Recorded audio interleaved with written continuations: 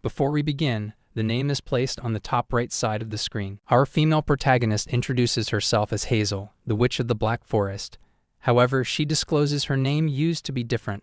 Although it has not been called in years, it is because after she fell into the river and died in an accident, she possessed an evil witch from a fairy tale. At the outset, she decides to reveal she is a body that can survive even if it is strangled on a deserted island. She has tried various things to adapt. She also developed a hobby to bake human-shaped cookies. Her other hobbies include inviting people over and treating them to human-shaped cookies. But maybe it is because of the karma of the original body that she has been framed for baking a human. In the village, she begins to be known as Hazel, the cannibal witch of the Black Forest. People shivered even when passing by her cabin. So after much consideration, the method that she found is making the most terrifyingly sweet house that no one can just pass by. She gazes at the masterpiece she created with a beaming smile, her eyes twinkling with awe as she muses at this point. People cannot just pass by. She twirls around, imagining making friends and sharing cookies with them. Hiding behind a tree, she peeks out as a woman approaches the house. The woman takes a small bite of the cookie and begins to eat it. Just then, Hazel emerges from behind and whispers, "Is it tasty?" There's more inside, along with various teas. But in the next moment, the woman screams at the top of her lungs and runs for her life.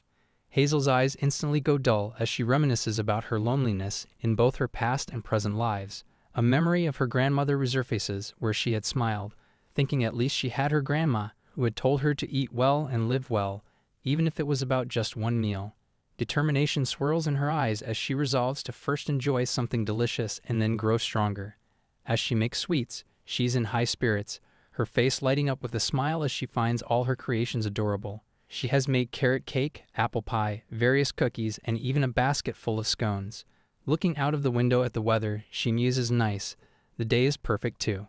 However, the thought still lingers in the back of her mind that it would have been more perfect if she had someone alongside her to share her cookies with. But then she realizes she is not so alone after all. She quickly picks up her cat, who has been eyeing the cookie with its mouth watering. She sternly tells Daisy that she cannot have cookies but promises to make her cat cookies for her later. A dog then approaches, glaring at Daisy with displeasure at her attempts to gain weight. The dog screams at the cat to not gain weight on her body. Hazel giggles nervously watching them fight. She admits even though it is a bit lonely, it is fine since she has both of them. She also reveals they are also capable of magic like she is. Daisy is actually the soul of a dog inside a cat body. Aurora is a cat who resides in a dog body. Moving souls is considered a forbidden magic. However, the original Hazel broke the taboo and conducted an experiment, causing both of their souls to transfer into each other's bodies. She admits she doesn't know much about the witch whose body she possesses. Furthermore, she is unaware of the plot or the story's details. All she knows is that the main protagonists are Hansel and Gretel. She wonders if she can find Hansel and Gretel. Will she hold the role as the evil witch that will capture and eat them? Rubbing her heart in frustration, she groans, but she is not a cannibal. The poor girl thinks to herself she doesn't even know the book's content. Cannot she just be a good witch? The voices of some kids break through her thoughts. She looks out the window and sees them eating sweets. The boy murmurs that it's so good he's about to cry, looking very emotional. Meanwhile, the girl snaps her hand over his mouth, telling him to be quiet, and glares at him, saying the evil witch lives here. Gazing at the children in shock, she wonders what if they are Hansel and Gretel. Blurred events from the original story start to emerge in her thoughts, creating a feeling that something big is going to happen. Our female protagonist struggles to keep up afloat in the river as she desperately pleads for help. She couldn't even swim properly, but still carelessly got into the river with no proper thought. Even though it was a stupid act, she could not find herself to regret it, since that kid got to return to her family, unlike her who had no one to go back to. However, that did not change the fact that she did not want to die yet. With a sudden jolt, her eyes snap open only to meet an unfamiliar ceiling. Her eyes look around in confusion, trying to recognize the surroundings. Her gaze falls on some candles and old books. However, a gasp escapes her lips when her gaze falls on a coin she had drawn. From the reflection in the coin, she sees that her eye color has changed, leaving her feeling confused. She follows the line of the mirror beside her, and her eyes meet her reflection. For a moment, she stares in shock, unable to move, before the coin slips from her grasp, and she covers her mouth in disbelief. She realizes she has descended to the world of the fairy tale book that she illustrated. During the day, she used to be a kindergarten teacher. But at night she was a side illustrator. She read one of the comments that they wanted to change the witch illustrator because it was too scary. She was shocked and wondered how scary an illustrated fairy tale characters in an illustrated book could be. Later on the phone, she was baffled when she realized her illustrated character was indeed very scary. Since she was just drawing a witch character, she did not expect to get into her body. Moreover, she never thought she would meet fairy tale characters in real life. Back in the present, she looks at the kids with a beaming smile, thinking finally something new in the boring route. She rushes to the kids, who look as if they have seen a ghost. They both murmur "evil witch" in unison before fleeing in terror. With a flick of her finger, she uses her magic to pull them back and grab them. She finds it amusing that they immediately called her an evil witch the moment they saw her. She sets them on the ground. She only sets them down when she enters her house. The older sister immediately shields her brother behind her back and demands she to let them go, while the little boy hiccups, not wanting her to eat him and insisting he's not very tasty. She appears baffled. Then her gaze lands on the cookie clutched in his hand tightly, as if it is very important even in a life-and-death situation. Clearing her throat, she states anyway, whatever, and teaches them if they eat from her house they should at least greet her and thank her. But the little girl exclaims she is not even thankful a bit, and that people said that bad witch should have been punished. Our female protagonist rolls her eyes and murmurs under her breath, "That is right, which means bad kids should also be punished." She is quick to deny the accusation of being a bad kid. However, Hazel glares at them with cold eyes, asking her if she means she doesn't regret it. She picks up a fork with deliberate, slow movements, building suspense as she murmurs, "Then they should be punished."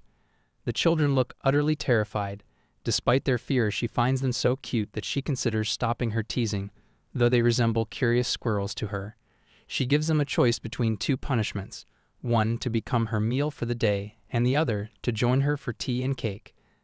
Their mouths fall open in shock, their eyes glinting with greed as they gaze at the cake. The little girl tries to mask her fear and nervousness behind a facade of anger, trying to appear strong. She murmurs, does she think she will fall for that? But Hazel acts like she did not utter a word and instructs her to go and wash their hands so they can eat. Hazel is settled on the table with the kids sitting opposite her, maintaining a stern expression when in reality though, she is struggling to keep from bursting into laughter at how adorable the children are. Cutting a slice from the cake, she moves it toward them, urging them to try the carrot cake she baked. Both children look worried and murmur their dislike for carrots, expressing their reluctance to eat it. However, she insists they don't know how delicious carrots can be, and with the use of her magic, she silently pours honey on it to make it sweet.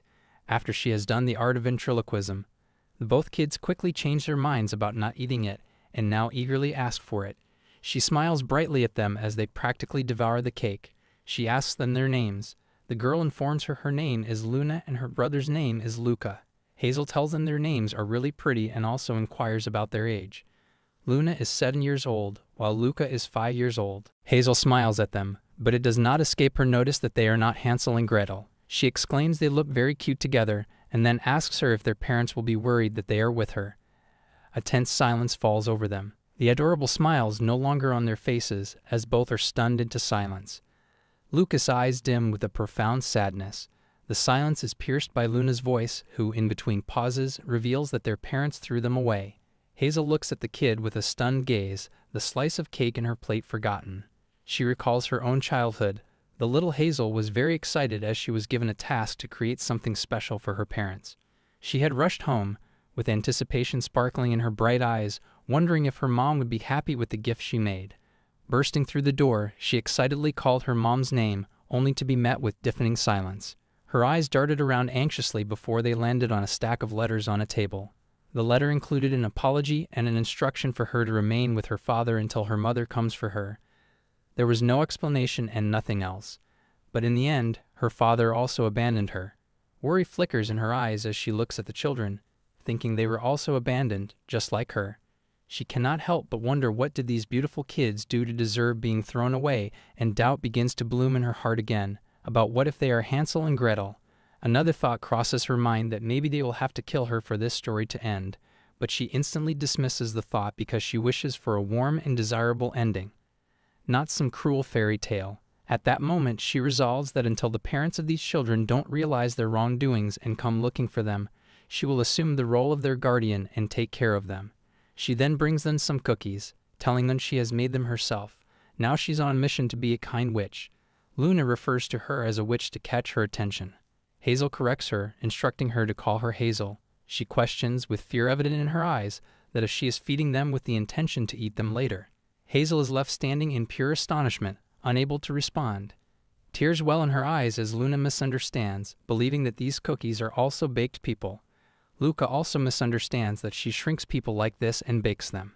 Not knowing how to deal with the paranoid children, Hazel pushes them towards the bathroom, instructing them to wash up, but they further pale, thinking that she is going to eat them after she washes them. The baffled expression on Hazel's face clearly shows that she never had to reassure little kids that she won't eat them. She questions them, asking if they have ever seen someone wash and dress a chicken just to eat it later. However, the poor children did not even see someone roasting a chicken.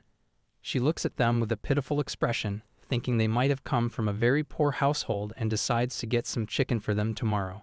As she dries their hair with a towel, she instructs them to go play with the cat and dog while she cleans up the house.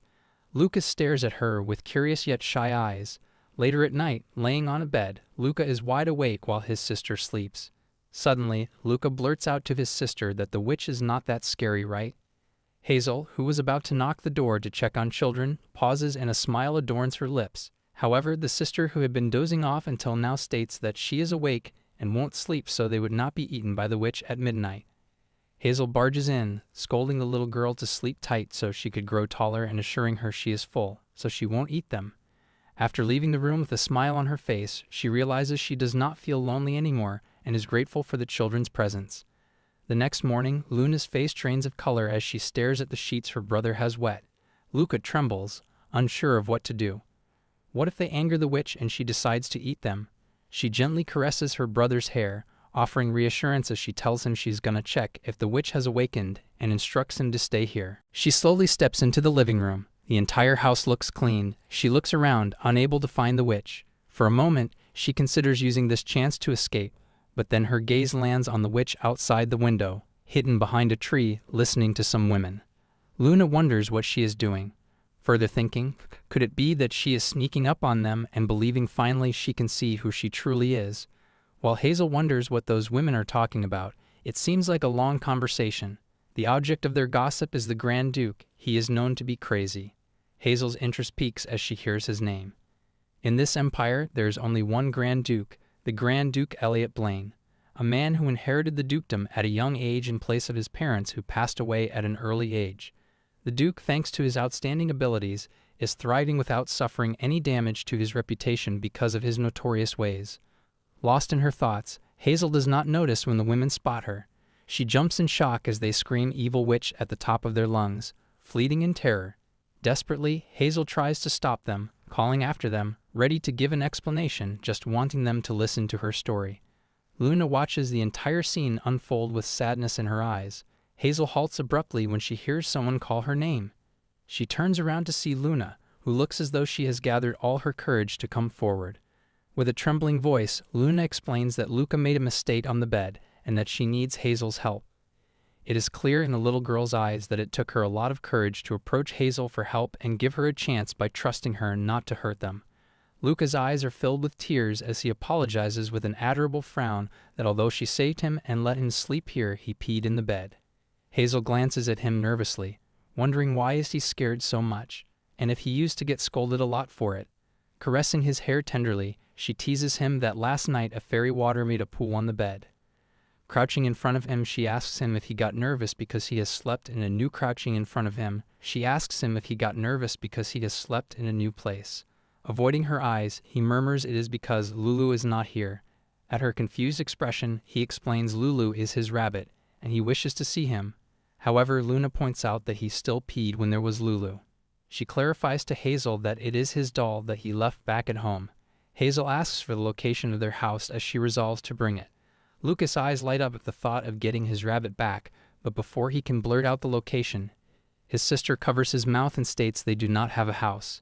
Hazel looks at the child with confusion and repeats they do not have a house, to which she explains the house has burned down to ashes. And if not, then why would they have been here? She realizes something is suspicious, but decides to let it go for now. Later, while she's drawing the sheets, Luca looks up at her and asks her if she's not angry, and is not going to eat them. She replies if they go to the forest to gather and pick all the mushrooms, she won't eat him. However, his face falls at the mention of mushrooms because they taste too bad. Clutching the sheets tighter, she looks at him with an intense expression of awe, thinking maybe she's really evil because she wishes to eat him up right now. She announces she is done with the laundry, so they should go now. As they are venturing deeper into the forest, she instructs them to hold her hands as it is dangerous inside. Luna questions, is she going to sacrifice them to the forest? Looking perplexed, she asks her what is talking about. She points to the nearby mushrooms and instructs them to pick 10 of them. They ask her how much 10 is, and she explains it's the same number as their fingers. As the children begin pulling out the mushrooms, they chat casually among themselves. Luca mentions that it's his first time seeing mushrooms like these, admitting that he even thought they might be a type of tree fruit. Luna responds, saying it's because they've been locked inside the house for too long. Her remark catches Hazel off guard. She realizes that it makes sense now. She had wondered why it seemed odd that these clever children were here when harvesting and farming are so essential to life in this area. After all, the people who live here usually learn to work with crops from a young age. It now makes sense to her that the children only knew table manners, indicating a sheltered upbringing. She starts to suspect that the people who had custody of them were neglectful, as children need to explore and learn through experience, which requires being outside. This realization stirs something within her, and she begins to think that perhaps she shouldn't let them go, even if their parents come looking for them. They both look up at her when out of the blue she asks if they should visit the village. However, as her words sink in, huge, beaming smiles appear on their faces at the mention of the village. She tells them they can buy tasty foods, watch acrobats on the street, and promises to even get them pretty clothes. Both children stand there, jaws dropped, awed by the scenario she has painted for them. Smiling brightly at them, she declares they would do everything they cannot do at home. Out of the blue, Luca reveals it would have been so good if older brother was also there with them, catching her off guard. Luna quickly and aggressively whispers in his ear, asking why he's talking about something like that. What if she decides to take them back home? Hazel realizes, just as she guessed, the burnt house was a lie. Luca, pouting, states, but he really misses him. Luna points out why they should miss the people who threw them away. Hazel eyes dim listening to their conversation. She cannot help but worry about their conditions while living with their parents. To her, these abandoned children are the saddest thing in the world. She resolves to give all her attention to the kids at the moment. At the market, she questions them. Where do they want to go first? Suggesting if they should go buy clothes first. Luna tugs on her hand, wanting to go over there to the dressmaker. The owner opens her mouth to greet them but instantly closes it, shocked when she realizes who Hazel is. Hazel looks down, thinking to herself, of course they're going to be shocked, a witch coming to a dressmaker. She always made her own clothes while the fairy was tasked with making her shoes, but now that she's aware she will stick with the children for quite a while, she believes she needs to get on good terms with the villagers so she can do what she wants. Putting on a bright smile, she greets the owner and states she would like to buy kids' clothes and shoes. She shows them a pouch of money and assures them not to worry about the money. Both the women are shocked when they find out about the children. The girl cannot help but think they might be kidnapped and suggests they should not take orders from her. However, the owner believes if she has money, then she's a customer. She wants the saleswoman to hurry up and sell her something and send her off. Fearing that she might get mad and turn them into frogs, Luna, listening to their conversation, glares at them and suddenly screams at them, demanding how dare they insult them and if the people in the countryside treat customer this rudely. With that, she grabs both Hazel and her brother and storm out of there. Outside, an elderly woman approaches them, insisting that she will show them what they need. Despite the warnings from others not to get too close to Hazel, she brushes them off and moves closer. She observes that the children are neat and have good complexions, noting they don't look like poor kids. Her gaze then falls on Luna's dark-as-night hair and striking purple eyes. Feeling nervous, Hazel blurts out, "Yeah, there must have been an imperial family among their ancestors." After buying some dresses from the elderly woman, they head over to purchase shoes. Luna's eyes light up with excitement as she examines the options. She expresses her gratitude but then can't help but ask, how can she afford all of this? How does she earn money? The lie swiftly slips through her lips that she sells jam and mushrooms. In reality, she is actually extremely wealthy. The first time she woke up and went to that dark basement, there was an enormous amount of gold coins. It wasn't her money, but she was just simply living. But since she had no family members, she didn't have anyone to spend it on. She snaps out of her thoughts when she overhears some women discussing the bounty being offered by the Grand Duke. The bounty is for information about the Great Princess and Great Prince who have been kidnapped. Her eyes widen in shock, and even the children freeze in their spots. Hazel looks worried, thinking how awful that they were kidnapped and maybe she can find them with her teleportation magic. She asks the women if they happen to know what those kids look like, while the children next to her look freaked out. She turns sharply at the sound of a screech, only to find Luna pointing at a rabbit and exclaiming that it looks like Lulu. Hazel smiles and exclaims that it is great and asks for Lucas' opinion about it. However, the child frowns and states there's only one Lulu and the rabbit isn't him. Nervously, she glances around, only to realize that Luna is no longer in her spot. Alarmed, she calls out Luna's name and begins rushing around, worried that Luna might have been kidnapped just like the princess. However, she abruptly halts in her tracks when she spots Luna nearby, pulling down some posters from the wall. Luna stares anxiously at Hazel, her legs shaking uncontrollably. Just as her gaze falls on a wanted poster, Luna suddenly tears it, making her question why she did that. Luna lies that she wanted to draw a picture, but she could not find any paper. She gently scolds her for not telling her and instructs her to make sure to tell her next time. She grabs both of their hands and announces they are going to buy paper and some crayons.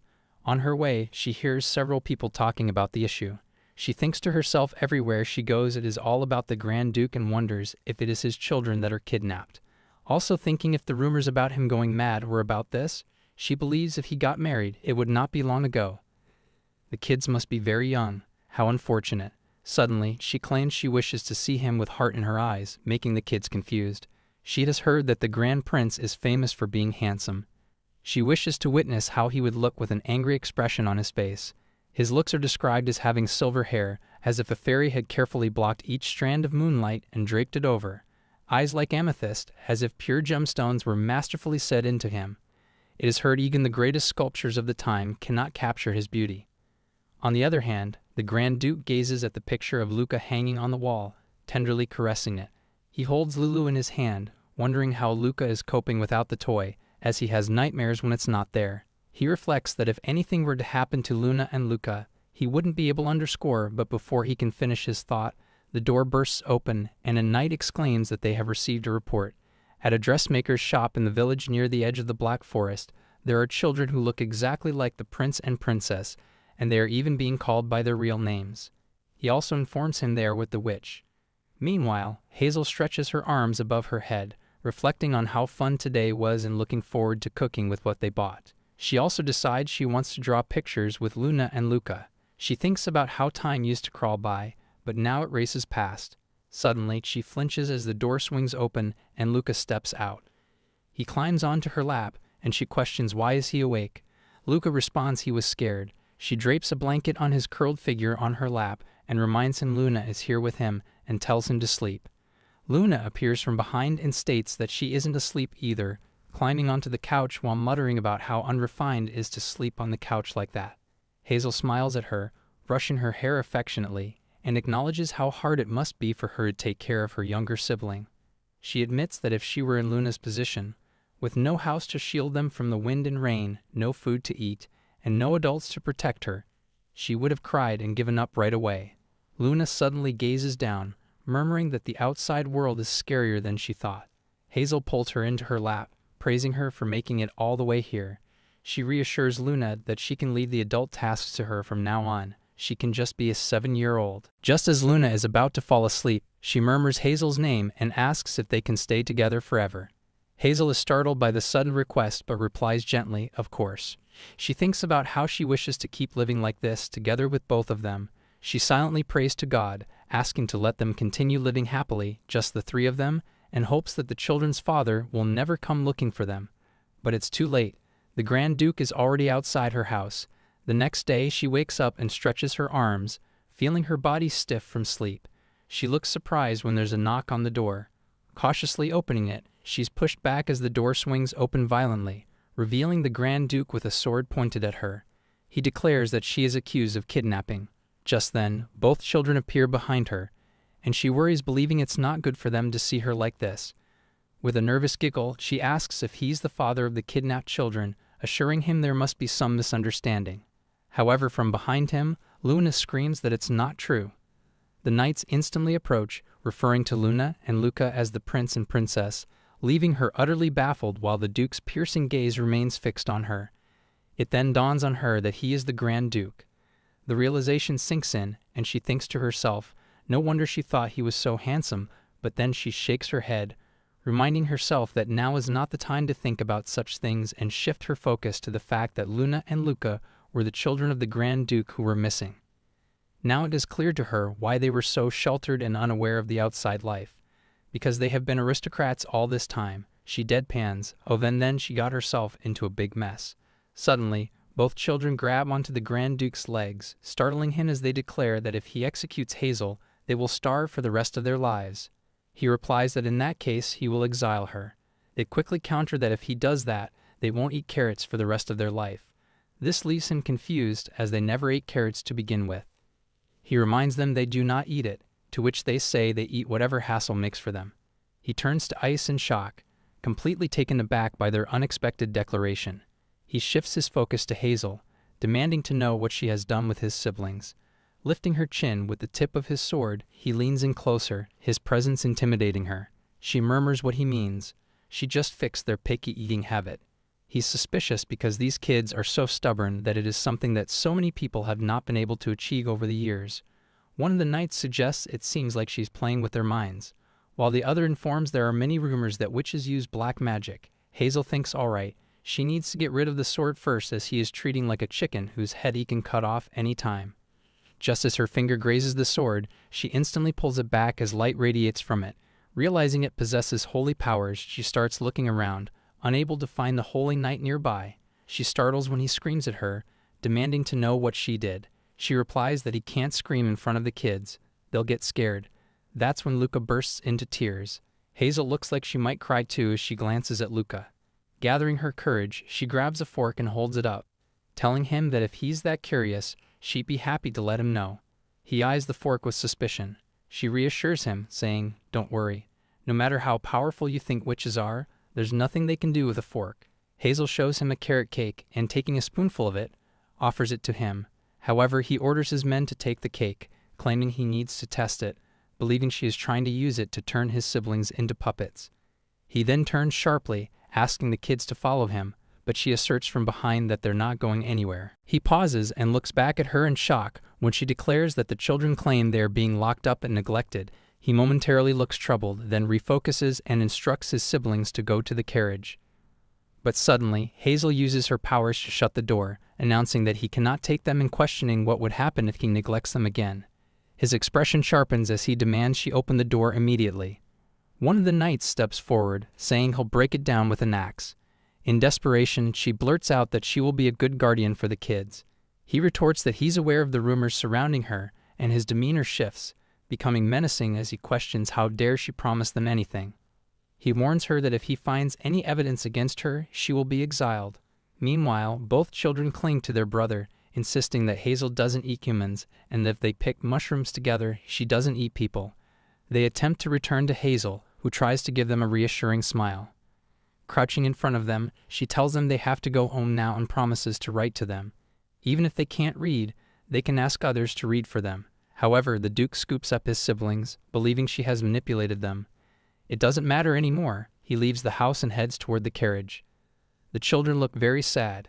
Hazel rushes to the window of the carriage, pleading for just a minute, but he tunes out her every plea. She continues to plead with the Duke to wait a minute.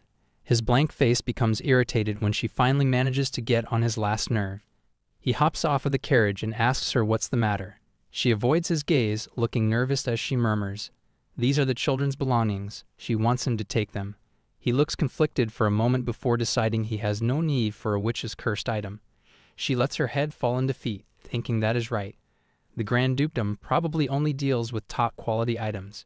She also thinks about how, despite these not meeting their standards, the children were angels to them. He looks away, stating they cannot stay any longer. Luna calls her brother by his name and declares with firm authority that he would not kill Hazel, while Luca commands him to hurry up and take their things from her. He looks at them dumbfounded, probably not used to getting orders from his tiny siblings, while Hazel looks at the children with a gaze of astonished affection, calling them her little peanuts.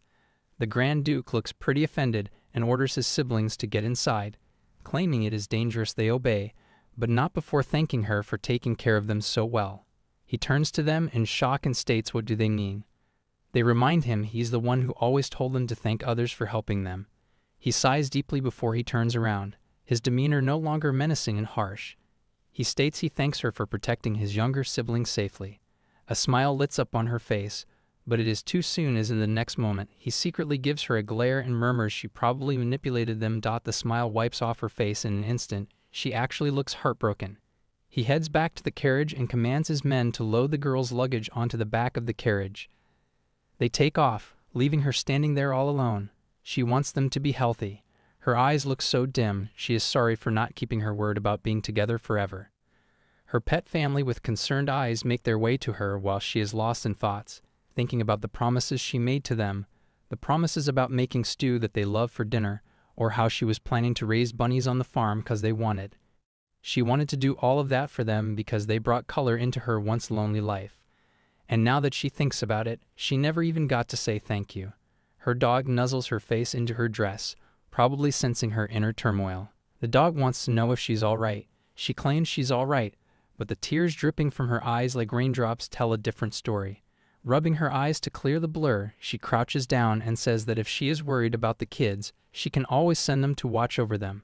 And with that, just like how the children appeared in her life, they disappeared without a warning. It's 5:00 p.m., and the weather is perfect. Luna keeps her sharp gaze fixed on the man in charge of the ingredients, who has a habit of slacking off. She informs her brother that about 20 seconds remain, and so far, the plan is running smoothly. 20 seconds later, they're sprinting out of there like their tails are on fire, with Luna announcing it's time to move. Not a good idea. Luca trips and faceplants into the floor, his bunny in tow. Luna steadies him, shaking her head, saying she just can't deal with him right now and urging him to get up before they get caught. She startles when she realizes the slacking employee is returning, nearly screaming in panic for her brother to hurry up. Somehow, they manage to slip into the carriage just as the man prepares to embark on his journey. Luna beams, declaring it a success, but she spoke too soon. The next moment, the carriage curtains swing open, and the Grand Duke stands there, his eyes narrowed at the siblings. Luna looks shocked, murmuring, "How did he know?" The Grand Duke thinks to himself that no matter how clever they are, they're still mere children. Did they really believe he would be fooled by the same trick as last time? In the main building of the Grand Duchy, the maid apologizes to the Duke for failing to monitor them properly. Standing tall in all his glory, the Grand Duke announces a ban on the tuxedo cats, likely due to Daisy sneaking by and getting caught. He insists on thorough checks of everyone leaving the Grand Duchy. Then he shifts his attention to Daniel, ordering him to ensure the meal is prepared in the kitchen after inspecting the ingredients. At the dining table, the Grand Duke is seated at the center, with his siblings across from him. He tells them that tonight's dinner is what they've been craving, urging them to end their hunger strike. He also asks if they know how many days it has been since they left that cottage. He also reminds them he upheld his promise and did not kill the witch. Luca exclaims he wants another chocolate. This causes the Duke to lash out at him, as he cannot even remember the count of chocolates he has already given to him in these 2 weeks. He groans, rubbing his face in frustration, thinking how is it that his siblings' childish tactics are more difficult to bear than the Emperor's schemes that he gets to deal with almost every day. He can't help but think how come the children do not understand the reason he keeps such a close eye on both of them. It's because no one knows when danger will reach out towards them like demonic beasts. The chef faces the Grand Duke asking should he bring out that dish. The Duke orders him to go ahead. In the next instant, the chef's face pales. He thinks, is this for real? Do they really like the menu and wonder what if he cuts him up like the children's nannies? He reminds himself they have eaten witch's food, and as the head chef of the mansion he cannot afford to lose to the witch. When he reveals the dish, both the children gasp in shock, looking like they have seen a ghost. The dish before them is beef stew with the carrots of the Grand Duchess chef, Harold. The maids exchange murmurs among them, appearing shocked. It is revealed that he initially put a ban on carrots. The poor chef releases a deep sigh, thinking he cannot be compared with that cunning witch like this. Luca scoops up a spoonful of carrots and shoves it into his mouth, leaving the chef utterly shocked. Even the Grand Duke looks taken aback. They're both surprised to see him tackling the carrots first. The chef feels relieved, thinking he wouldn't have to worry about being fired after all. But his relief is short-lived, as Luna lets out a groan of dissatisfaction and declares that the carrots taste bitter. The Grand Duke tells her to speak more ladylike. Nervously, she blurts out she means the carrots taste of dirt. She turns to the chef and instructs to chop carrots into tiny pieces and completely boil them. Luca hesitantly adds he wishes to eat Hazel's carrot cake. The Grand Duke looks a little worried as he reminds Luca it has already been 10 days since they have been brought back here. His dismissive behavior about it fills tears in his brother's eyes. Luna suddenly rises up, clutching his brother's arm. She declares they should go now. They rush out of there while their brother shouts at their departing figures because the meal isn't even over yet. In Luna's room, the siblings sit with their backs turned to their brother, their postures mirroring each other as they clutch their knees tightly. His brother declares there will be no dinner for them today since both of them were disrespectful to him. Pouting, Luna shoots back it doesn't matter. However, in the next second, Luca's mouth falls open when his brother says, "Really? Then he will see to it that there will be no chocolate for a month either." However, Luna seems undeterred as she murmurs, "Then they don't need chocolate either." The poor kid looks conflicted, but resolves to stand by his sister. Out of the blue, Luna demands for him to bring back their nanny. Confused, the Duke reminds them they were the ones who chased her out. She was a talented person they managed to bring over from the other side of the empire. After a struggle to convince the woman known for raising the most troublesome children to work for them, his siblings ended up making her submit her resignation letter. Luna wails she was talking about Hazel, not that nanny.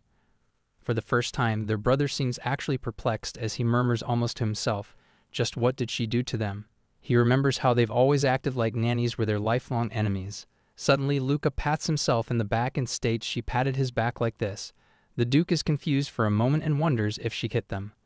Luna is quick to shut that line of thought and declares Hazel does not nag at them like he does either. The Duke is a little hurt that she is comparing that evil witch with her own brother.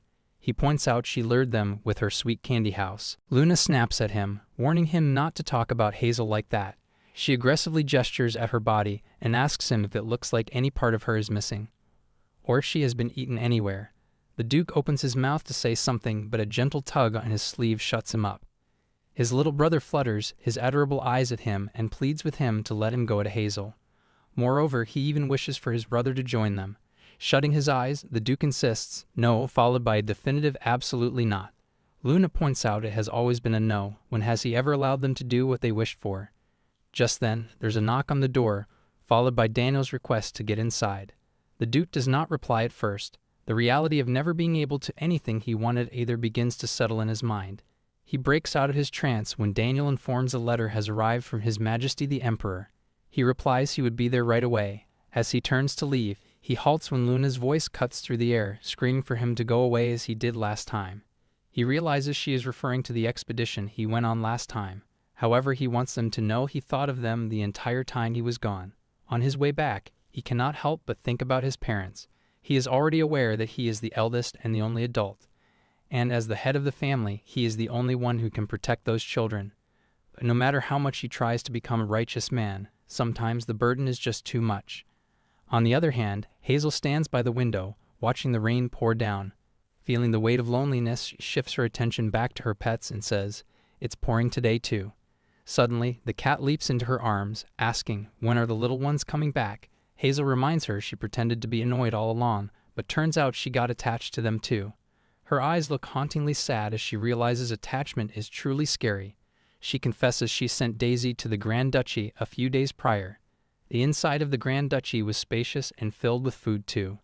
But most importantly, the children were also doing well. After being reassured, she tried to comfort herself with the carrot cake she liked so much. And that was when she realized she could no longer bring herself to eat carrots. The dog suggests she adopt a child. She counters who would let a witch adopt a child, and even if that happened, people would still point fingers at them. The sound of a knock on the door stirs her into action. She can't help but notice the strange increase in guests lately. As she swings open the door, she glances back at her dog in confusion, who seems to expect her to tell him to get on his knees and go to bed. Meanwhile, the cat is too hypnotized by the figure before her to utter a word. When she shifts her gaze to the front, disbelief washes over her because the figure before her is someone she least expected. The Grand Duke. A few days ago, there was a decree from His Majesty the Emperor, who once again expected his brave services. He crumpled the letter in his hand before throwing it away. Daniel pointed out it hasn't even been a month since he returned from the last expedition. He agreed and asked how many times has it been just this year. However, he believed surviving each time was the greater problem. It was eating at him. What would happen to his siblings if he left the Grand Duchy again? Also, he received the report on the cake from the alchemist and pharmacist as requested. As he flipped through the contents, a smile made its way on his lips. He was relieved it was just an ordinary, delicious cake and wasn't harmful to the children. It was a relief, he repeated again. However, he wondered, was it really just a cake? Daniel believed that wasn't the case. The witch must have used some special magic that no one knows about. He pointed out, but they did not sense anything. Daniel countered he did not either. However, the Grand Duke still found it suspicious as hell. A wicked witch who takes such good care of the children while expecting nothing in return. Daniel agreed because there was even a rumor saying she baked people into her pool. He revealed she's been known to turn villagers into frogs just because she did not like the way they look at her, and that she turned all the grapes at the autumn wine festival into mice. Not to mention there is no proof against her. From what the Grand Duke remembers, there was also a time where a witch who did not get along with her mysteriously died, and a few years ago she also completely changed her appearance, and ever since her appearance changed, all the evil deeds she committed stopped. The Grand Duke found it all very suspicious. He thought about how they only had 1 week left before the expedition. The image of Luna crying came to his mind. He called Daniel, who was alerted. He asked him he used to be a holy knight, right? Daniel stuttered out a yes. In response, a smirk appeared on his lips. Back to the present, he continues to look at Hazel in front of him. Hazel, feeling intimidated, shoots her eyes down and asks him in a shaky voice what he is doing here. She wonders if he brought children too. But when her gaze lands on the carriage, she realizes of course not. There's only one horse. Her gaze then lands on the footprints. He studies her face, wondering what is she standing there thinking so hard about. He calls her name and asks her if she could spare him a moment of her time. She is surprised, because when she breaks out of her thoughts, she finds him so close to her and wonders why he's so close. She clenches her fist thinking how he insults her, then calls her Miss Hazel with respect. It is so obvious to her that he has come to ask for a favor. She believes he probably wants her to use some forbidden magic for his own benefit. She bluntly rejects him, turning her back on him, claiming she's busy. She calls her pets, wanting to go mushroom picking while he listens. She thinks to herself, he seems relaxed, so nothing must have happened to the kids. In that case, she believes there is no need to talk any further. Outside, she looks at the sun shining brightly. The rain stops so quickly. However, she is irritated as he is still following her in silence. The cat wagging her tail declares that man smells like the little ones. She gently scolds her cat not to wag her tail, reminding her he is a bad man. He also tells the cabinet to act like a puppy in front of other people, fearing that somebody might notice. The cat in the dog's body points out that talking to herself like that makes her look even more suspicious. She glances back at him, and with a mix of fear and nervousness, she asks why he's following her. Smirking, he replies he is a busy man and he wishes to get over this talk quickly. She suggests why doesn't he go back then? She realizes she is being unusually cold, but maybe she's annoyed thinking about how he mistreated the children and he abandoned them. So what is he plotting now? He continues to follow her and asks where they are going. The forest? She points out they are already in the forest. He then changes his question. Why are they going there? She pauses, finding him unbearably annoying.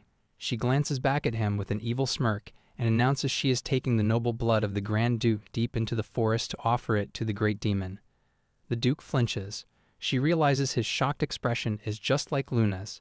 The offended man demands how dare she lie to the ruler of this land. She ignores him and focuses on the mushrooms she found. He crouches next to her, looking at the mushrooms as if they're some rare species. He's curious to know why she's picking this. She's so confused by his reaction that she basically questions herself to eat, obviously. He smirks at her, guessing she's being cautious because he's here. He tells her to go ahead and gather what she needs. He says all this while pointing at a mushroom, which is so deadly that even one bite could prove to be fatal. With a baffled look, she wonders if he actually believes that witches only pick poisonous mushrooms. She asks if he would like to eat them, so she can serve him plenty. However, in the next moment, her gaze lands on Daisy, climbing a tree to reach the beehive. Just as the cat is about to touch it with its claw, Hazel exclaims in frustration. She can't take this anymore. She flinches and turns around when she senses something, only to find Elliot pointing an arrow directly at her. The murderous aura in the air is unmistakable. She wonders, is he going to kill her? What did she ever do to him? Just as he releases the arrow, she uses her magic to stop it, unable to tolerate this nonsense anymore. When the arrow drops to the ground, she's shocked, realizing something is off. It wasn't aimed at her. In the next moment, a large, menacing presence looms behind her. She turns, only to find a bear.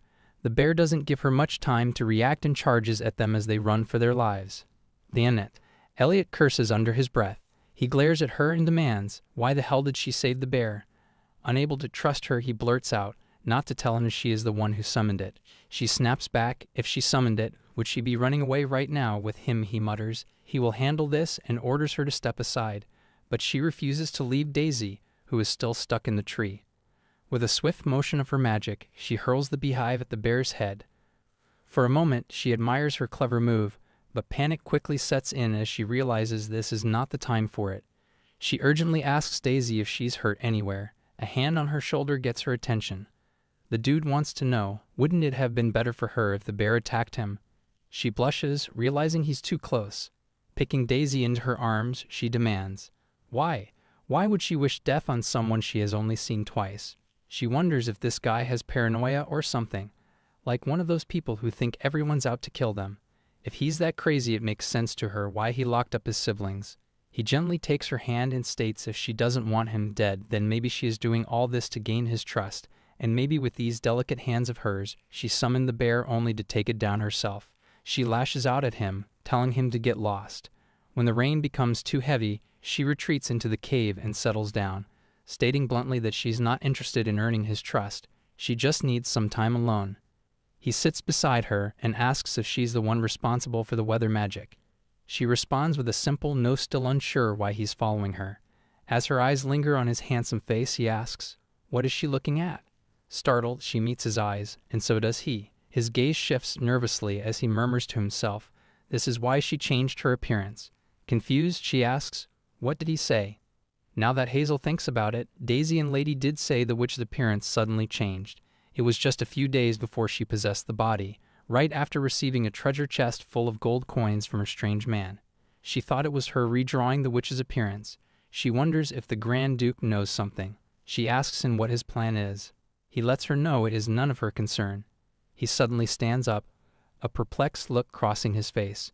More importantly, what kind of cat loves water so much? He asks, pointing toward Daisy, who's happily licking and playing in the water.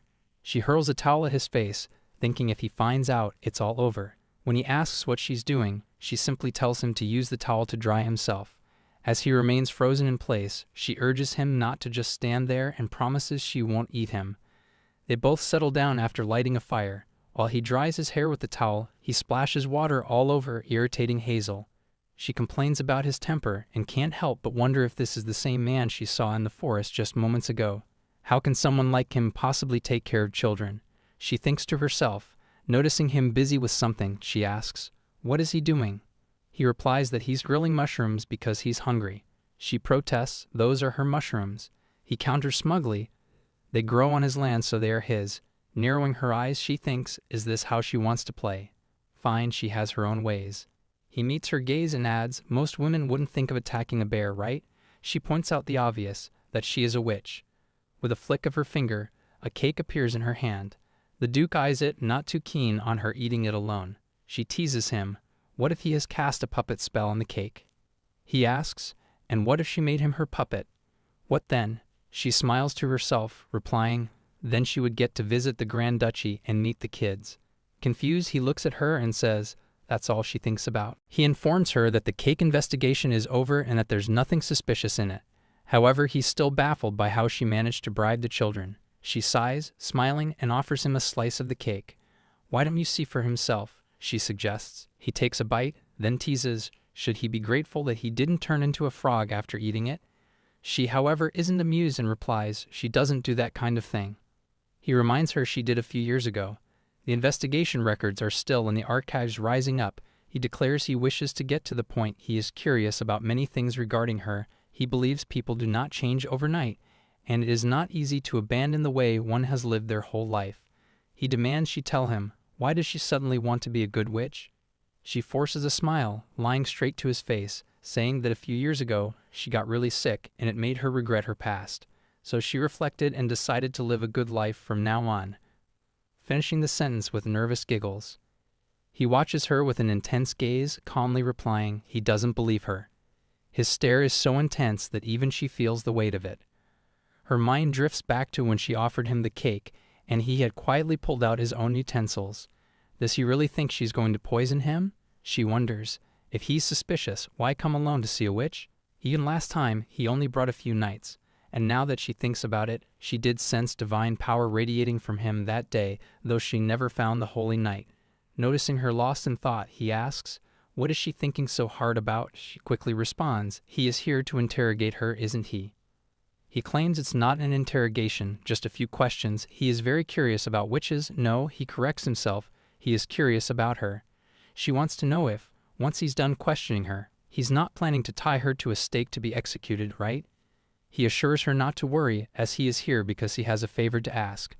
Looking annoyed, she murmurs that she knew it. He looks shocked and questions whether she has clairvoyance or if he just looks like what he's going to do. She tells him it was obvious the moment he started referring to her as Miss Hazel out of nowhere. He admits she's pretty sharp anyway. She informs him that her answer to his favor is no. He looks flabbergasted, shocked that she's rejecting him without even hearing him out, and claims that it's so rude.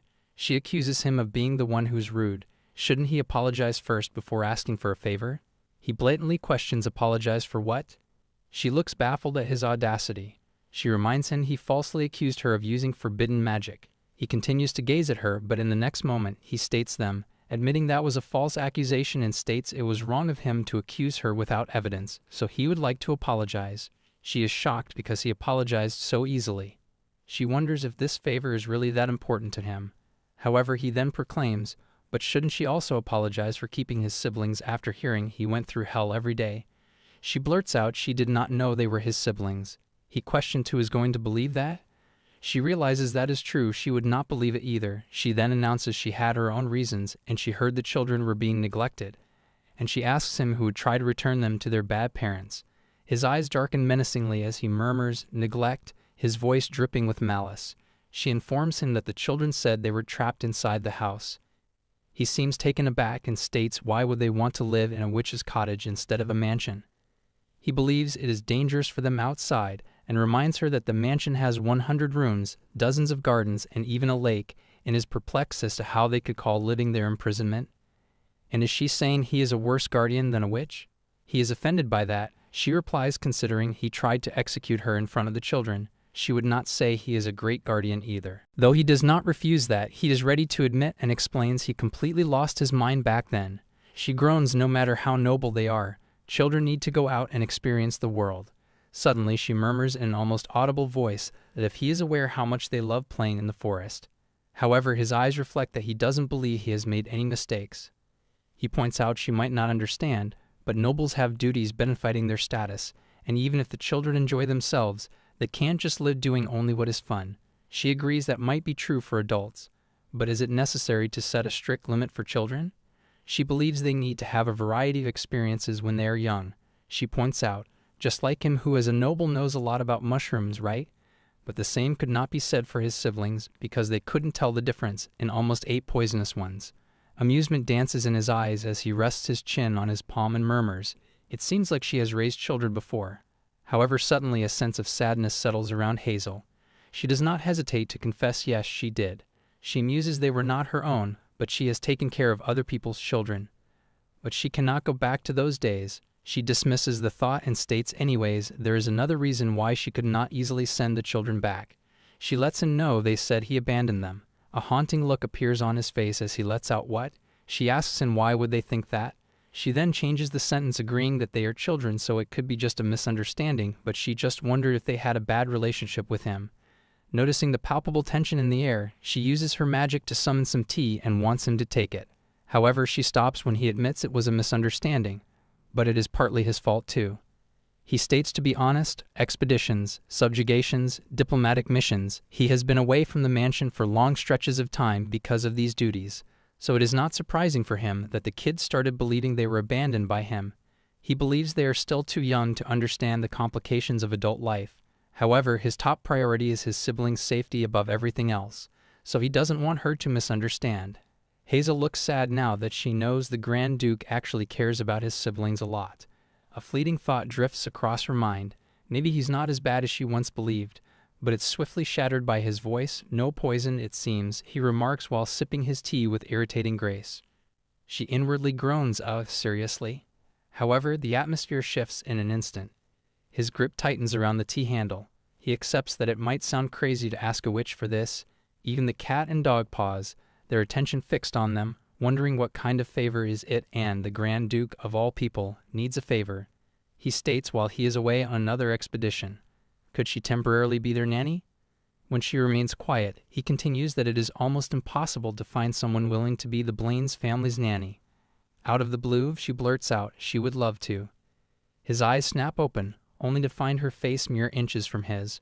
Grabbing his hand with sudden excitement, she shakes it eagerly, repeating, she would absolutely love to. The bewildered guy urged her to calm down for a second. She is so eager that it is suspicious. He subtly draws their attention to her holding both of his hands. She looks momentarily confused. He starts to explain but then sighs and tells her to forget it. He has realized they just do not understand each other. She thinks that goes for her too. Who cares? With that, she starts dragging him along. Where to? He asks, and she beams like sunshine, responding, where else? To the Grand Duchy where the children are. He points out the rain hasn't stopped yet. She looks at the rain that is still pouring and realizes she got too excited. As she gazes at her reflection in the maid's uniform, she feels as though she has truly become a servant of the Grand Duke's household. A few hours earlier, a pile of books is tossed onto the table in front of her. Her jaw drops as she stares at it in disbelief, asking if all of this is really part of the service regulations. But the woman drops another bomb on her that they will also be conducted a test in a few hours for inspection. Looking very hesitant, she asks when she can finally meet the little ones. However, the woman sternly orders her not to refer to Lady Grant, Duchess, and Lord Grand Duke in such vulgar terms. Hazel thinks to herself, but they're just so cute. The training that followed was intense, starting from how to carry oneself and proper etiquette when addressing novels. She was also expected to receive permission from His Highness the Grand Duke, the butler of the headmate, and to report anyone she meets while out to Sir Daniel, the captain of the guard, and so on. She couldn't help but wonder, what is all this? After all the chaos, she's finally informed that she's passed the test. However, she points out among the rules, there's one rule that prohibits regular meals with the little ones. She corrects herself, the Lady Grand Duchess and Lord Grand Duke, and protests because sharing means together is the best way to form close bonds. The woman tells her that rule is a given, and also adds as an additional note, she should avoid overly sweet desserts as much as possible. The headmaid remarks, it seems Lady Grand Duchess and Lord Grand Duke have been managing their meals with sweets now, and that anyone could use such a trick. She confidently says she only let them eat freely on the first day when their children were starving. Of course, she agrees to limit it to prevent childhood obesity and tooth decay. She also adds she has got plenty of experience with feeding little wounds. The woman just turns her back on her and says it is a relief that they can communicate well and decides to show her to the room. When she shows her the room, Hazel's mouth drops open in shock. She gazes around in awe and cannot help but ask if the Grand Duke's household even provides such rooms for nannies. The woman just simply replies that the working conditions need to be excellent to attract people here. However, she states she finds such a large and lavish room uncomfortable, and that she would rather sleep in her own little cabin. She thinks, being left alone in a large space, she doesn't like it anymore. The hard maid sternly asks her if she has already forgotten the work rules regarding outings. Hazel replies not to worry, she will follow the rules strictly. The woman mutters if that is the case, it is good, but then suspiciously questions, did not she bring any of her belongings? All Hazel can do is put on a big smile and promise her to bring them later. The woman tosses the maid's uniform at her, telling her to get dressed and come out immediately, as she needs to start working right away. She instructs her to head to the kitchen once she is changed, and the chef mentioned they need her help. Hazel is shocked and inquires why the chef would need her, but the door snaps shut with a thud and the head maid is already on her merry way. She decides to get changed then. Daniel asks the Duke if he has lost his mind. A smirk tugs at his lips as the Duke levels him with a glare and retorts that asking the Grand Duke if he has lost his mind only shows that Daniel of Arwen Marquisate isn't in his right mind either. Daniel narrows his eyes at the Grand Duke. He then lashes out at him, demanding to know why did he bring a witch instead of a nanny. Outside the door, the maids are trembling in fear, wondering if something is going on with His Highness the Grand Duke. The atmosphere is too tense that she cannot even step in. The other maid mutters not to even ask and then proceeds to tell her that the Grand Duke suddenly brought a young woman on a white horse, and the servants were all in an uproar. But surprisingly, upon closer look, it turned out to be the man-eating witch from the Black Forest. And to top it off, he wants to make her the nanny. She remarks this as desperation. Daniel points out there are already rumors spreading that His Highness the Grand Duke has been bewitched by the witch. The Grand Duke counters, and what does he think? Does it seem that way to him as well? Daniel states no, not at the moment, but perhaps his holy power is insufficient and he might be sensing it wrong. The Grand Duke points out, no, it's not insufficient. It is very much enough to monitor the witch. He's taken aback and blurts out a what? The Grand Duke tells him to listen carefully. He declares he is excluded from this subjugation. Daniel looks shocked and wants to know why. He is offended that he is leaving him behind for such a perilous beast hunt. He points out, aside from the brief time he spent in the Holy Knight's order, he has been by his side, protecting him since childhood. And what mission could possibly be more important than that? As he begins to protest, the Grand Duke cuts him off by ordering him to monitor the wage. He stops, but then a smile appears on his face as he realizes this is His Highness' plan, and with the power of a Holy Knight, he can certainly suppress the witch's magic. The Grand Duke states exactly. He is quick to catch on. He further adds, as he knows there's nothing more important to him than protecting his siblings, and the witch is just a leash to use while he's away on the expedition. He states once he returns, he will simply release her. Daniel sighs in relief that he will drive her away once he is back and admits that puts him at ease. He says he will consider what happens after that, but there is something strange about that witch. Daniel quickly panics and asks what in what way. The Grand Duke assures him it's not that she's dangerous, but still. He trails off, recalling the earlier moment he asked her why did not she ask for any conditions. She was confused and asked what conditions? He stated like compensation or anything like that, but she just smiled and told him she doesn't need money. He was taken aback. Daniel asks so what was he exactly referring to? He snaps out of his trance and mutters no, it's nothing. All he can think is that she is a strange person. Meanwhile, Hazel is searching for the kitchen but doesn't know the way. She ends up outside the Grand Duke's study and wonders if it's nearby. Suddenly, her eyes sharpen and she turns to someone, asking, "Who are they?" She gasps when she finds Daniel standing in front of her. She asks him again, "Who is he?" Then it dawns on her he's the one who took her carrot cake. He asks did not anyone tell her not to wander around the Grand Duke's residence carelessly? She replies yes, she is aware. But she was called by the head chef, and she didn't get any guidance. Sighing in exasperation, he decides to guide her. She thanks him but wants to know what the knight's name is. He states Daniel. He is the captain of the guards and the vice commander of Blaine Knights. She states so. It seems like he has worked with His Highness for a long time, hasn't he? He looks offended and tells her to call him Sir Daniel. He is not someone that she can casually address. He states he has served the Grand Duke longer and closer than anyone else, so it would be wise not to think of doing anything foolish. He is not her knight. She pouts thinking he's so cold, but then she smiles, thinking he still seems like a loyal and good person. He lets her know he will be watching her closely. She casually retorts, "Sure, go ahead." Looking so done with her, he pushes a door open and tells her this is the kitchen. She's confused as to why he seems annoyed. She is momentarily surprised by how huge the kitchen is. But then she tells herself with hundreds of people working at the Grand Duke's residence, it makes sense. Someone addresses her as the witch nanny. She thinks the rumors have already spread. A chef looks down at her and asks if that is the new nanny.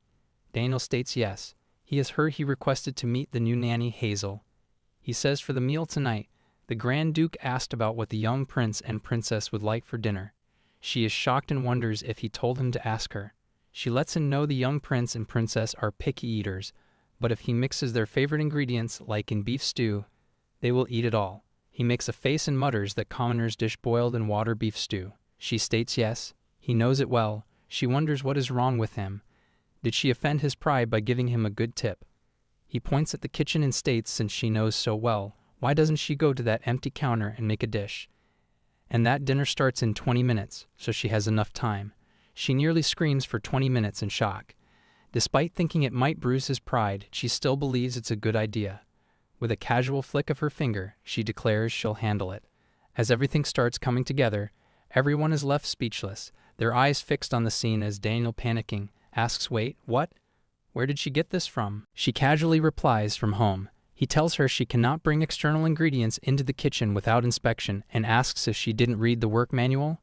She counters it wasn't in the nanny manual. He states, well, that is true, but he looks confused, so she states how would she know? He just ends up telling her from now on she should make sure external ingredients go through inspection before entering the kitchen. She replies yes, she will. This time he inspects himself. Hazel realizes it is a reagent for poison testing and wonders if the Grand Duke residents have a wizard too. Because the reagents are supplied by the Wizards Guild, Daniel states at the Grand Duke's residence, both ingredients and reagents are only sourced from trusted suppliers. She blurts out, wow, that must be really expensive, and offers to bring some from her home. She has a lot if he wants it. He flatly says no need. After he's done with inspection, he declares there is no poison. She jumps saying, oh yes, awesome. After that, she decides to prepare dinner now. As everyone gathers for dinner, she watches from a distance, surprised to see the kids. She almost shouted. Looking at their faces, she wonders if they've really come to eat. The atmosphere feels tense. She is curious when they'll let her introduce herself, but then thinks if they realize she's here, they might stop eating and get distracted. Glancing at the food, she thinks it looks too fancy compared to her dish, which stands out in a bad way. Feeling dejected, she worries the Grand Duke will notice right away. But she's relieved to know they'll be saving that dish for last. Her eyes meet the Duke's, and he freezes, staring at her intensely. Realizing she's not supposed to be there, she tries to run away. Daniel asks what's wrong with her, and she wonders why he's staring at her like that. His gaze lands on her food, and she cannot help but think, if he's going to eat it, why is he measuring it out so carefully? Is he suddenly checking for poison? When he takes the first bite, his eyes widen. She thinks, see, it's delicious. Meanwhile, Daniel watches her with a concerned look, as if she's served them poison instead of food.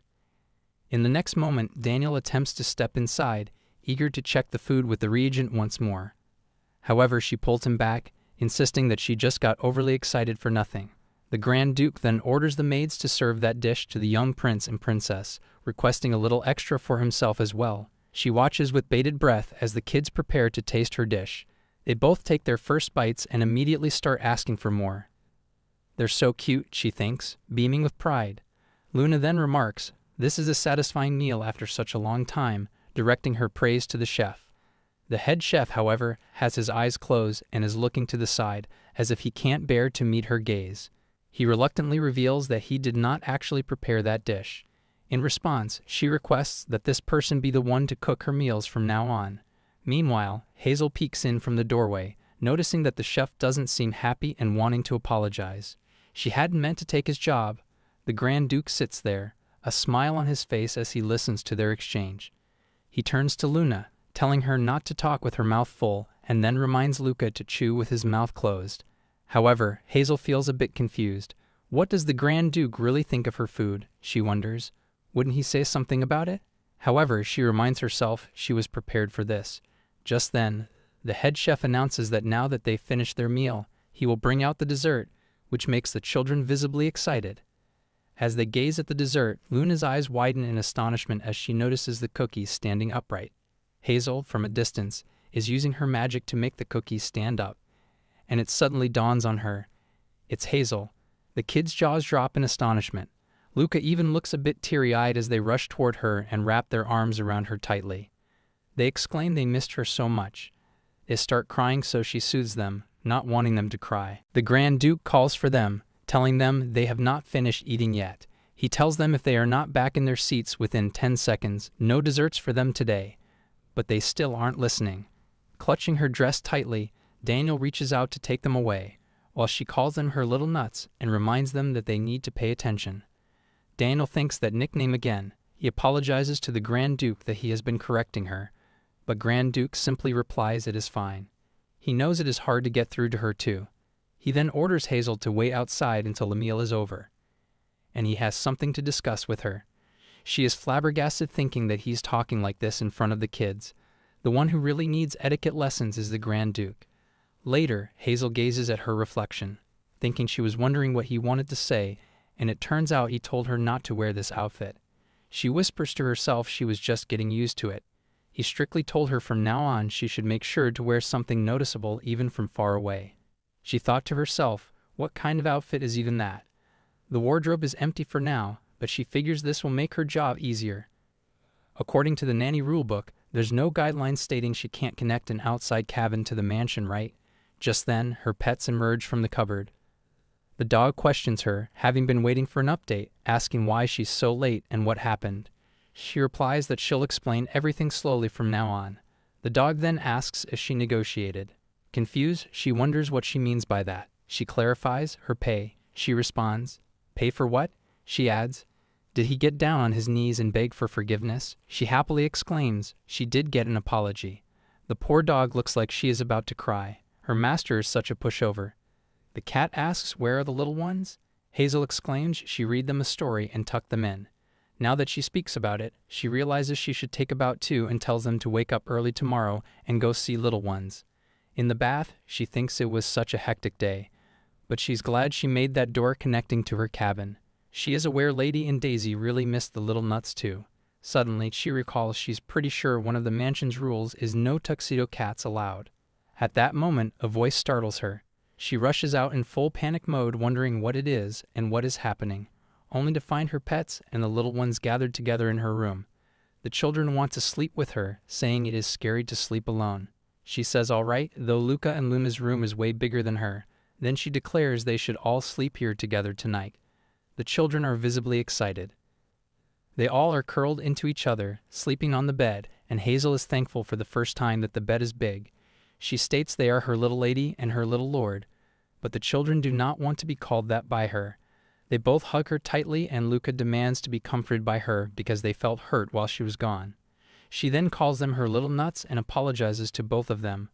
She gently caresses his hair, and Luna insists that her hair deserves some attention too. She admits to them she was going to come to them, but their brother wouldn't let her. However, she believes that was actually the right thing to do. Luna asks why.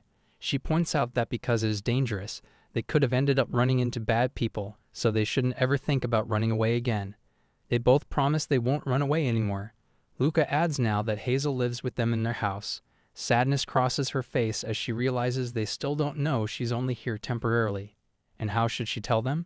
She just tells them to go to bed early for now and she will make omelets tomorrow.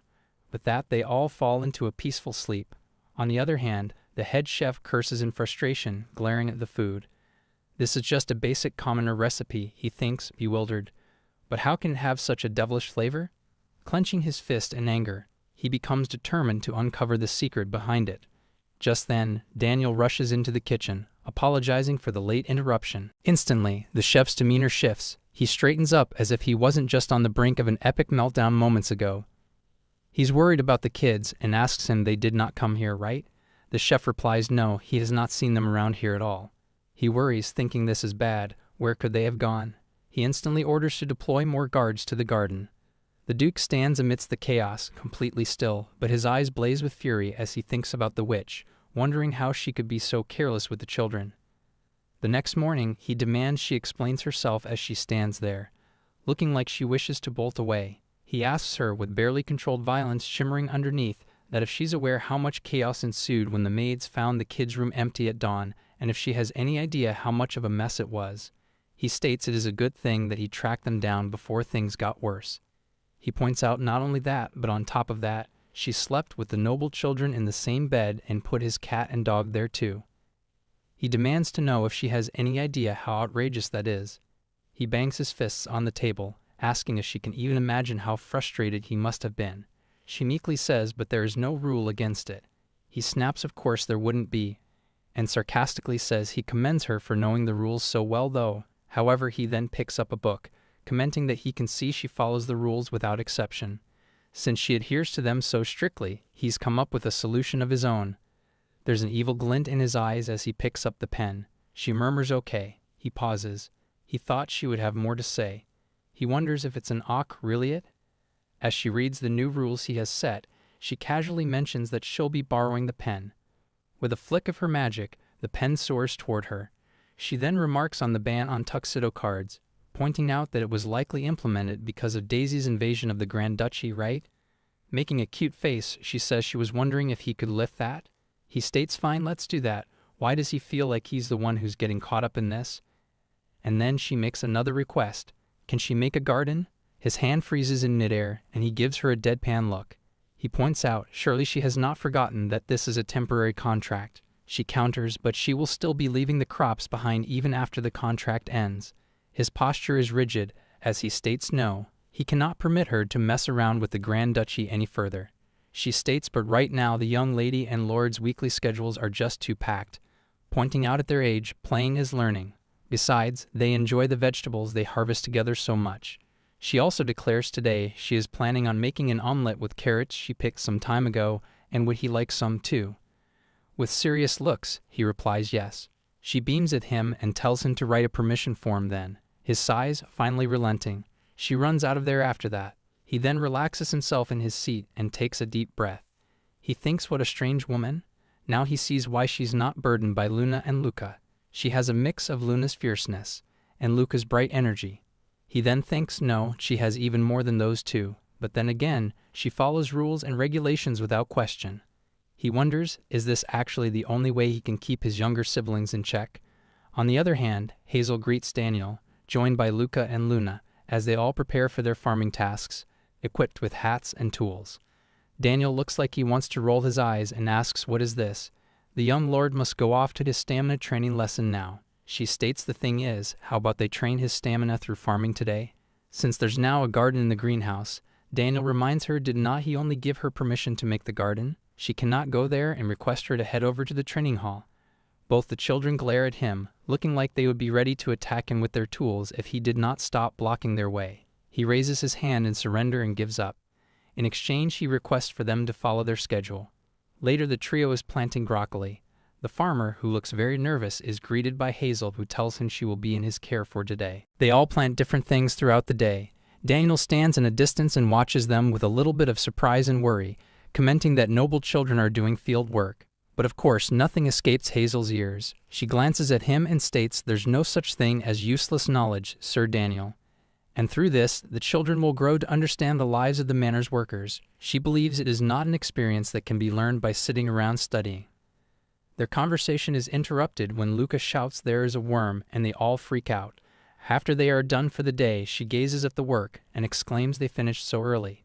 Nailed it, she means how marvelous. Luca exclaims he already wants to eat broccoli with Hayes and Luna, and Lulu too. Hazel then realizes his toy has become so dirty. She asks herself why did she just leave it be? She should have cleaned it, and decides to clean it after they return to their rooms. She then gives them a pop quiz. Broccoli, potato, and green onions. She wants them to read out the names of the crops they planted today. The first name they pronounce correctly. Daniel steps in, asking them, what about the other one? Luca replies that it is onion. Danielle smiles at him and states, yeah, that's right. He immediately feels uneasy under the scrutinizing gaze of Hazel and Luna. Hazel then states it is a fun gardening activity that the kids enjoy along with a reading lesson, and asks for his opinion. He clears his throat before replying, well, it does not seem that bad. She then realizes the time and offers Daniel to try some of the sandwiches she packed. When Daniel gazes at it with a look of conflict, Luna asks him is he being picky with his food. Luca mumbles with a mouthful of food, declaring that it's delicious. He mutters fine, he will eat it. But when he takes the first bite, he groans in pleasure, thinking it is so delicious. She says, but she was just wondering he must be busy. So is it all right for him to follow them around like this? He retorts it's all thanks to someone. She realizes he looks like he is hiding something and wonders if he came here to avoid working with the Grand Duke. She tells him she's grateful to him for watching over the kids, but what if Grand Duke catches him and he gets in trouble? Just then, an intimidating voice fills the air. Get caught doing what? Grand Duke asks.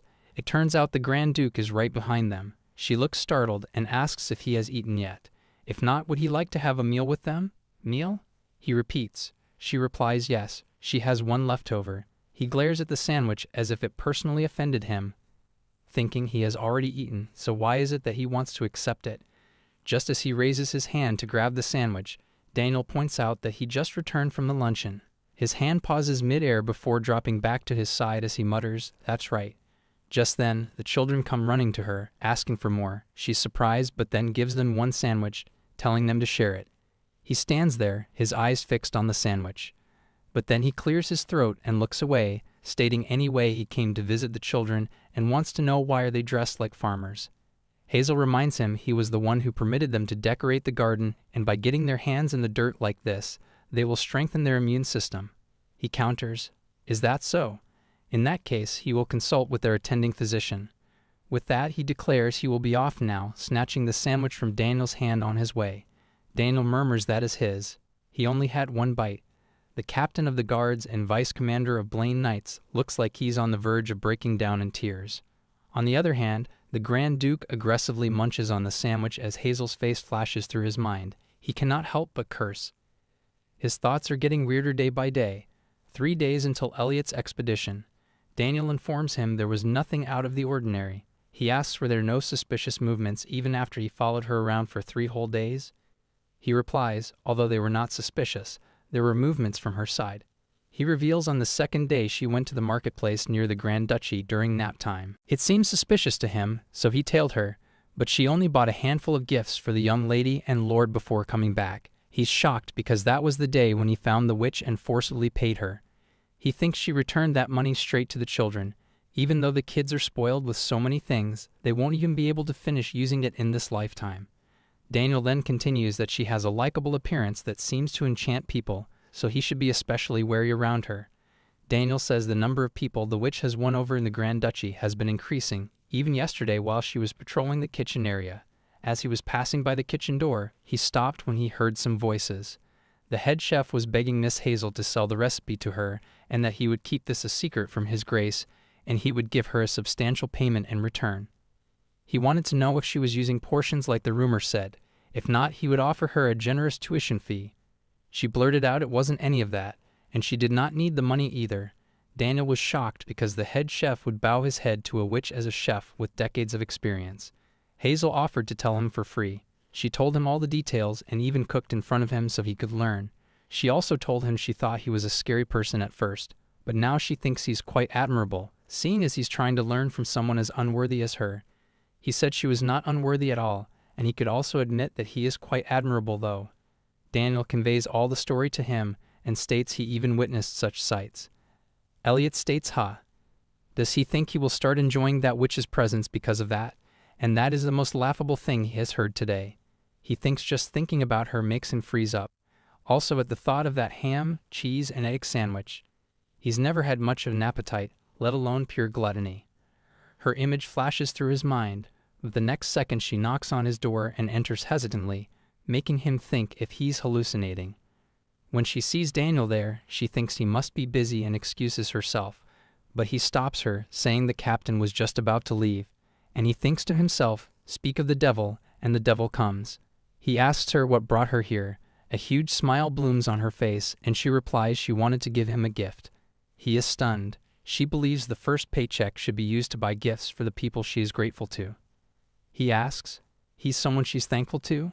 She replies yes, she prepared a silver one that would suit him well. She also adds it's not that she did not get in the gold because she did not have enough money, she swears. He's surprised to find a necklace. He thinks it's silver instead of gold. Now he can identify poison. That is good. However, there does not seem to be anything suspicious either. He thinks their relationship was pretty bad, and now she's being thankful. Seriously. He startles when she suddenly leans in closer, urging him to open it. With a bright smile, she promises he'll like it. He flinches as she moves even closer, attempting to show him how to open it. However, Daniel's earlier words echo in his mind about the growing number of people the witch has won over in the Grand Duchy.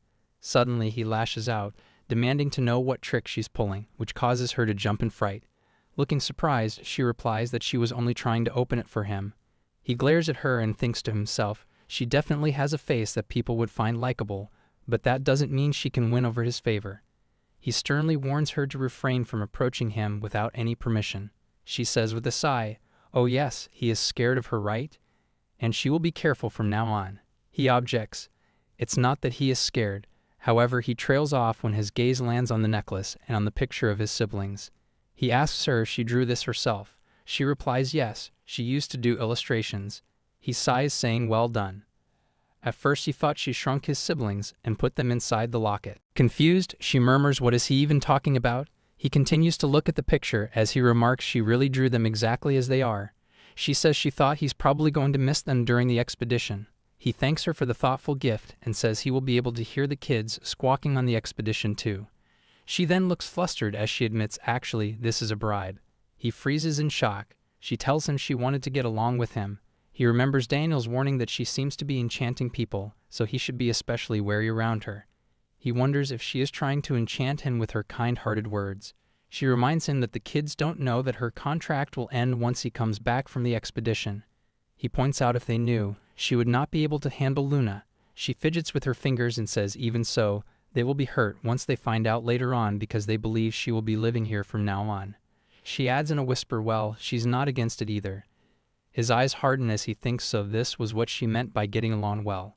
He tells her not to think about trying to use the children as a trick to prolong her contract. She blurts out it's not that, but he cuts her sharply off that not a word about this to the children, he's warning her. He then tells her he doesn't want any bribes from her and wants her to take it back. She freaks out and blurts out it was just a joke. She really gave that to him so he would be able to look at the kids. She quickly runs away, saying she'll go put them to sleep. He gazes down at the necklace once more, feeling it is bothersome. However, he firmly believes that people do not change overnight, so he cannot entrust the children to someone with a long history of crime, even if everything appears peaceful at the moment. Hazel tells the little ones that it is time to wash up and go to bed. They both become surprised, asking if that's true. Hazel notices Ruru, realizing she decided to wash her because she has gotten so dirty, and asks Luca if he wishes to take a bath with Ruru today.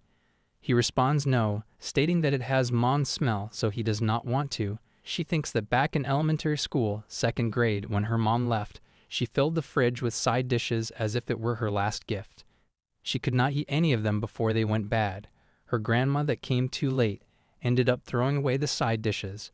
Only then did she cry for the first time, asking her grandma to not do that. She decides to just give up on washing Ruru. She hugs the little ones as Luca asks her if she's crying. She is aware that these children are still at a young age, thinking how much they must miss their mom.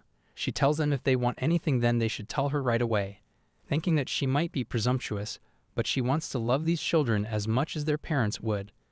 Luca has something that he wishes for and he tells it to her secretly. She mentions they will ask the Grand Duke tomorrow. The Grand Duke is sitting on the table for dinner. He seems pretty annoyed as he questions why isn't she here yet? Hazel Wright then appears with the kids and says hello to him. Luna seems sleepy as the Duke says working in the fields makes her sleepy even if she takes a nap. She responds it is not that, but because the Bible study class is incredibly boring. He responds even though the teacher from the papacy came despite being so busy.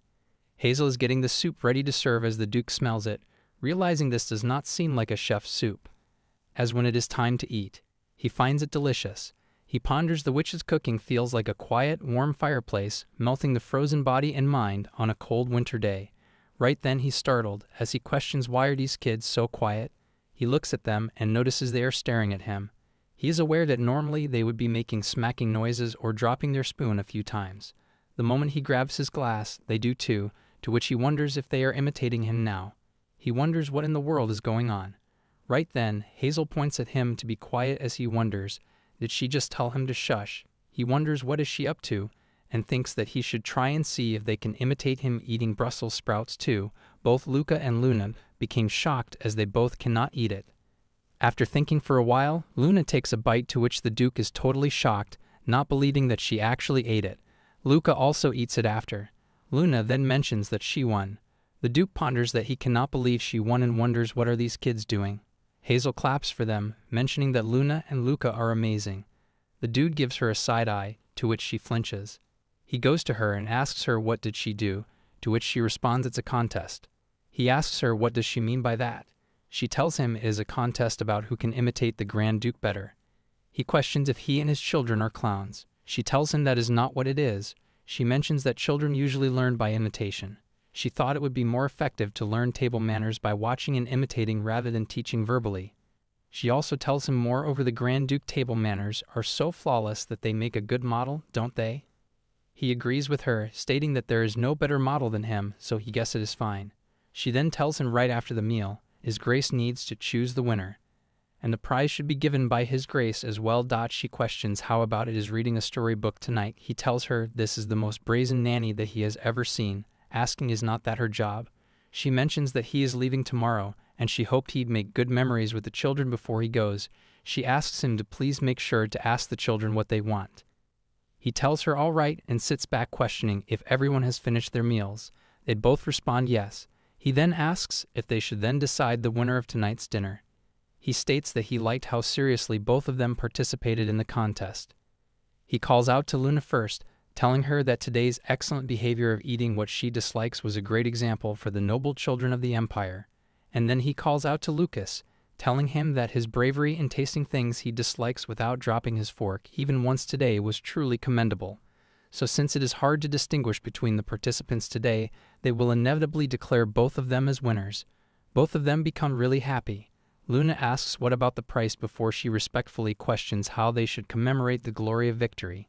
Hazel thinks that Luna is indeed sharp. The Duke tells them a price should be given and asks what does the Grand Duke and Duchess want. He also makes it clear that chocolate, sleeping in and skipping classes are not allowed. Luna asks Luca to tell her quickly. The Duke wonders if they decided on something already. Luca tells him what he wishes for, as his Duke wonders could it be that he found out about the witch's contract. The Duke is totally taken aback by his wish. He is totally shocked, finding it unbelievable as all they want as a reward is to play with them. Even more, it is not even something grand, just dropping some blankets over furniture. He wonders why Luca was so cautious when saying such a trivial thing. Luna tells him that he should play dungeon exploration now. He'll be the knight, and she will be the commander. Luca states he is going to be the witch. Luna tells Luca that he's a man, so he should be the wizard, even though Luca wishes to be a witch. Luna then starts attacking as they play the game. His Duke thinks to himself that it is humiliating to be like this in front of the nanny. But he is happy that Luca keeps coming to him. And Luna keeps putting herself on his back. He is aware it has been such a long time since he had a happy moment like this. The kids felt exhausted and fell asleep. And with a blanket as he thinks when they sleep they look like little angels. He thinks he needs to handle some work and get some rest before heading out on the expedition. Hazel calls out to him from behind, telling him that the children's wishes are not that much right. He mentions. To be honest, he was surprised. He thought they would not enjoy spending time with him anymore. She tells them, but they really do like spending time with him. They just understand how busy he is, so they hold back. She also tells him today while he was playing with them, they kept glancing at the door and the clock. They also notice he was checking the time immediately. She questions if he knows they were watching him closely. He remembers they even asked him if he is busy, and if he is, that they are going to sleep soon so he can go ahead and work. He mentions that for today. He wanted to be a good older brother to the kids. Hazel questions if he has ever asked them what they want to do. He responds that she cannot just let them do whatever they want. He has to raise them properly. She mentions that children need to grow up properly. That is right, but they also need to be loved. He calls out to her and tells her there is no one in this world who loves those children more than he does. He also mentions he does not understand why he needs to defend himself to a mere nanny who has only been here a short while. She tells him she has a marvelous piece of work that she thinks would be perfect for the children's playroom. She questions if he would like to buy it. He is confused as he questions why is she bringing that up suddenly, stating that it is absurd, but then tells her to show it to him, and then he'll decide. She questions, can he see it? It is in her head. He is totally dumbfounded as he asks her what is she talking about. He heard she used to be an old woman asking if she's going senile now. She's calling something as a masterpiece without even drawing it. She tells him some people also insist on love without expressing it. She steps towards him and tells him when he returns, she hopes he will make sure to include time in His Highness' busy schedule to spend it with the children. During that time, he should forget about work and be solely a brother and guardian to the children. She opens his locket and tells him she would like to cast a luck spell for him, but she knows he would not like it. She hopes he returns safely under the protection of the gods. He remains silent after a while. It is the night time. As she is coming down the stairs, she ponders that she is relieved to have said everything she wanted to say. It is a relief that the Duke took it seriously.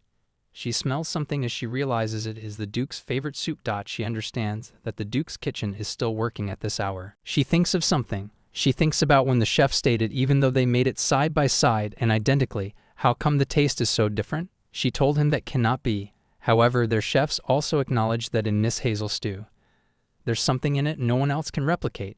She thinks to herself that it does seem odd. Although she has been a cook for 45 years, her skills have improved significantly since coming here. She wonders if it could be the witch's ability.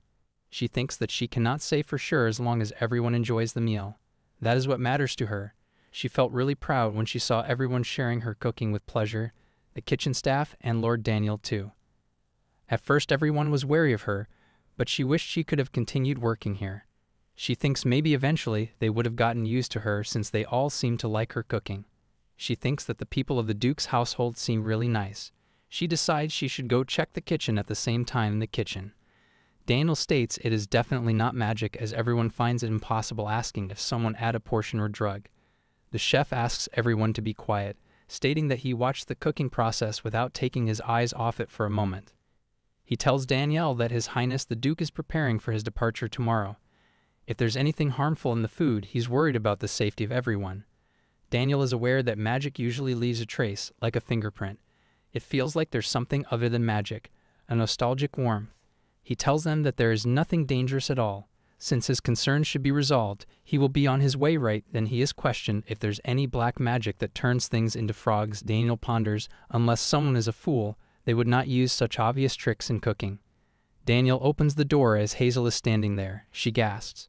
They both look at each other as she apologizes to him, telling him that she was not trying to overhear. She states that she just came to check the ingredients for tomorrow. He seems pretty taken aback before he tells her to come in. He stares at her as he notices that she's crying. He is really taken aback. She apologizes to him and runs away. They state that it seems like she heard everything, but the maid mentions at least she left quickly. The maid questions, what if she had turned them all into frogs or something? The chef calls off to her and tells her to watch her mouth. She apologizes to him. He seems pretty stressed as he mentions he did something foolish. The cat asks Hazel what is wrong. She responds that she is just tired. The cat is aware that she is lying. Hazel responds that she is telling the truth. The cat starts licking her, to which Hazel tells her to stop as it hurts. Hazel hugs her, knowing that at least she still have her. She knows that the Grand Duke must have had a good reason for bringing her here. He would not do anything to harm his siblings. She is aware that people were kind to her simply because they trusted the Grand Duke, but even the Grand Duke doesn't really trust her. Even when she gives gifts or cook delicious meals, she gets suspected. She decides to go and get a drink. She tried to stay clean since this is supposed to be a wholesome fairy tale. She gets up. She ponders that she is sure she hits some strawberry wine in the cupboard at the cabin. She looks at herself in the mirror, wondering why did she have to be reincarnated as a villainess. She finds it really unfair. Someone knocks on the door as she opens it and finds Harold turn and apologizes to her. She tells him it is okay, and she understands as the head chef he was just worried about the Grand Duke's family. He tells her that is not all. No matter what he did, he could not keep up with her. That is why he was looking for a reason to blame it on. She even said he was cool, but instead he acted shamefully. She asks him to lift his head and tells him that she accepts his apology, and to be honest, she has also wondered if there is a power she is not aware of. He tells her that she's the one who is truly generous and amazing, however it would not feel right to be simply forgiven. She asks him what does he mean, to which he tells her he has a gift for her and asks her to accept it. He gives her something as she tells him he really does not need to give her anything. She does not like feeling indebted. She takes it and thanks him. She wonders, no matter how she looks at it, this thing looks like an animal's, before he tells her it is a snake's leg. He states that in his youth he traveled across the entire empire looking for rare ingredients and managed to acquire it. It is a treasure that only appears once a century. She becomes shocked. She asks him if he is giving her something that valuable. He responds that he is a chef is not he, but since she is a witch, he thought she would find better use for it. Besides, she seems to be blessed by the god of cooking as well. He then says since it is getting late, he will be off now. She wishes him goodbye before she asks him to wait. She tells him they should cook together again in the kitchen tomorrow. He tells her that he will be waiting. She pondered. Stairs still a long way to go, but if she keeps moving forward step by step like this, someday for sure they'll see the real her. The next morning appears as Luca and Luna wishes for his brother to come back safely. His Grand Duke stares at them with a confused expression. He tells them this is not like them, as usually Luna would throw sarcastic remarks like, why doesn't he just not come back, and he's always outside, and Luca would be bawling his eyes out, causing an uproar in the house. He seems worried by their behavior, wondering what is going on today. Same. Do not forget to bring them back presents. Luca also asks him for it. His Grand Duke questions him. What does he want for a gift? But Luca tells him it is not that. All he wants is when he gets back, they should play again. His Grand Duke stares at them for a while before he warmly smiles. He tells them he promises he will do that, and also states while he is gone, before he gets eye signal from Hazel, asking him if he's really going to do it. His doe grabbed onto Luna's hand and tells her to listen carefully. He mentions that during his absence from the estate, she will be the head of the Grand Duchy. This makes her really shocked. He mentions that she is the lord of the Grand Duchy. She seems pretty taken aback an hour before setting off the Grand Duke. The Grand Duke told Hazel that he cannot do it as Luna is still young. She wishes for him to do it, as she mentions she's not telling him to give her the duchy really, but consider it as an honor. He questioned why should he do that. He knew that Luna is even though she is smart. However, she cannot inherit the title. Because of the pointless conflicts, the granting of titles to women was abolished. He told her that could not happen as she still stated that Luna likes to act like an adult. He saw it at the match last night, didn't he? Her Highness will be more mature while he is away from the duchy, and she is sure that Luna will be proud that he believes in her. He tells Luna that it is in her hands to protect her family, so she should not forget that responsibility and keep her family's honor, so that the great princess, as the lord of the house, serves as an example for all. She is totally determined as she responds okay. The Duke ponders he was nagging her to get into trouble, but she tells him, in a world where conspiracy and trickery are rampant, she will straighten up the great song like a lord. Luca is totally dumbfounded as he knows this is a big statement. His Duke wonders how can she be so good at talking, then kisses them and tells them that he will be back soon. Luna wishes for him to be safe. He knows when he get back from this one, he is sure he will spend more time with the kids, so that the children can feel his love, just like the witch told him. As after he left, Luna is acting very differently. Hazel tells her that it is nice to see her being mature today. Luna man shuns. No matter how hungry one is, the owner of the Grand Duchy should run around with grace. Hazel is aware that she really nailed the role. Luna also tells her she would like to discuss the distribution of chocolate this week. The Grand Lord has all the rights of the Great Lord. He asked her not to use it to fill her personal greed, right? Then she questions, why don't they give everyone a piece of chocolate to celebrate becoming the Lord? Hazel becomes really shocked as she realizes this means not only the Grand Duke and his people, Luna and Luca will eat chocolate too. She calls out to Luna and tells her that she's such a genius. Daniel wishes that Hazel focuses on her job. Despite all that commotion, the honorary position was effective. Children's unexpected behavior has decreased significantly over the past few days. However, there is one thing that has not improved at all. Hazel asks them if they shall go to the hut for lunch. Luna mentions that she loves having lunch at Hazel Hut. Hazel tells her it is only until His Highness comes. Luna asks Hazel if she can take the cat out with her. Daniel steps in stating that as expected, he is not getting used to this place and without the permission of His Highness. Hazel asks him that this place inside the Grand Barrier, right? Regardless of that he mentions, but he still cannot. Luna calls out to him and asks him is not he also sneaking in with them?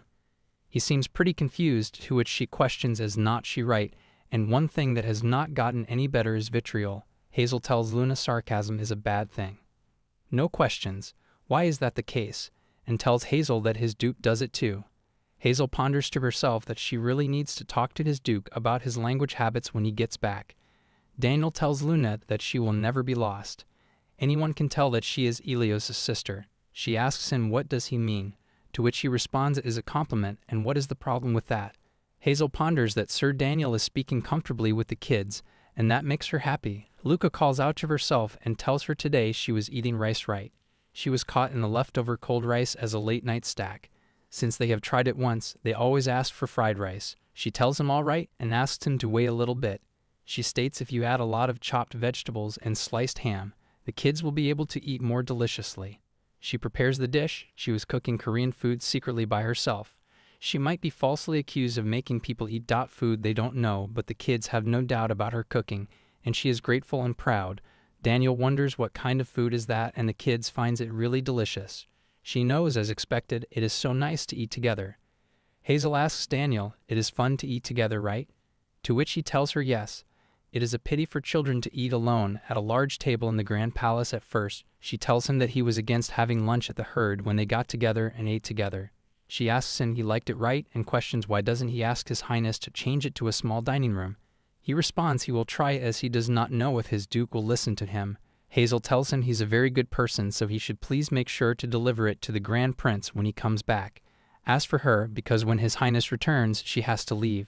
Daniel stares at her at the same time. In the Eastern Empire, they decide to have a short break and get ready in advance.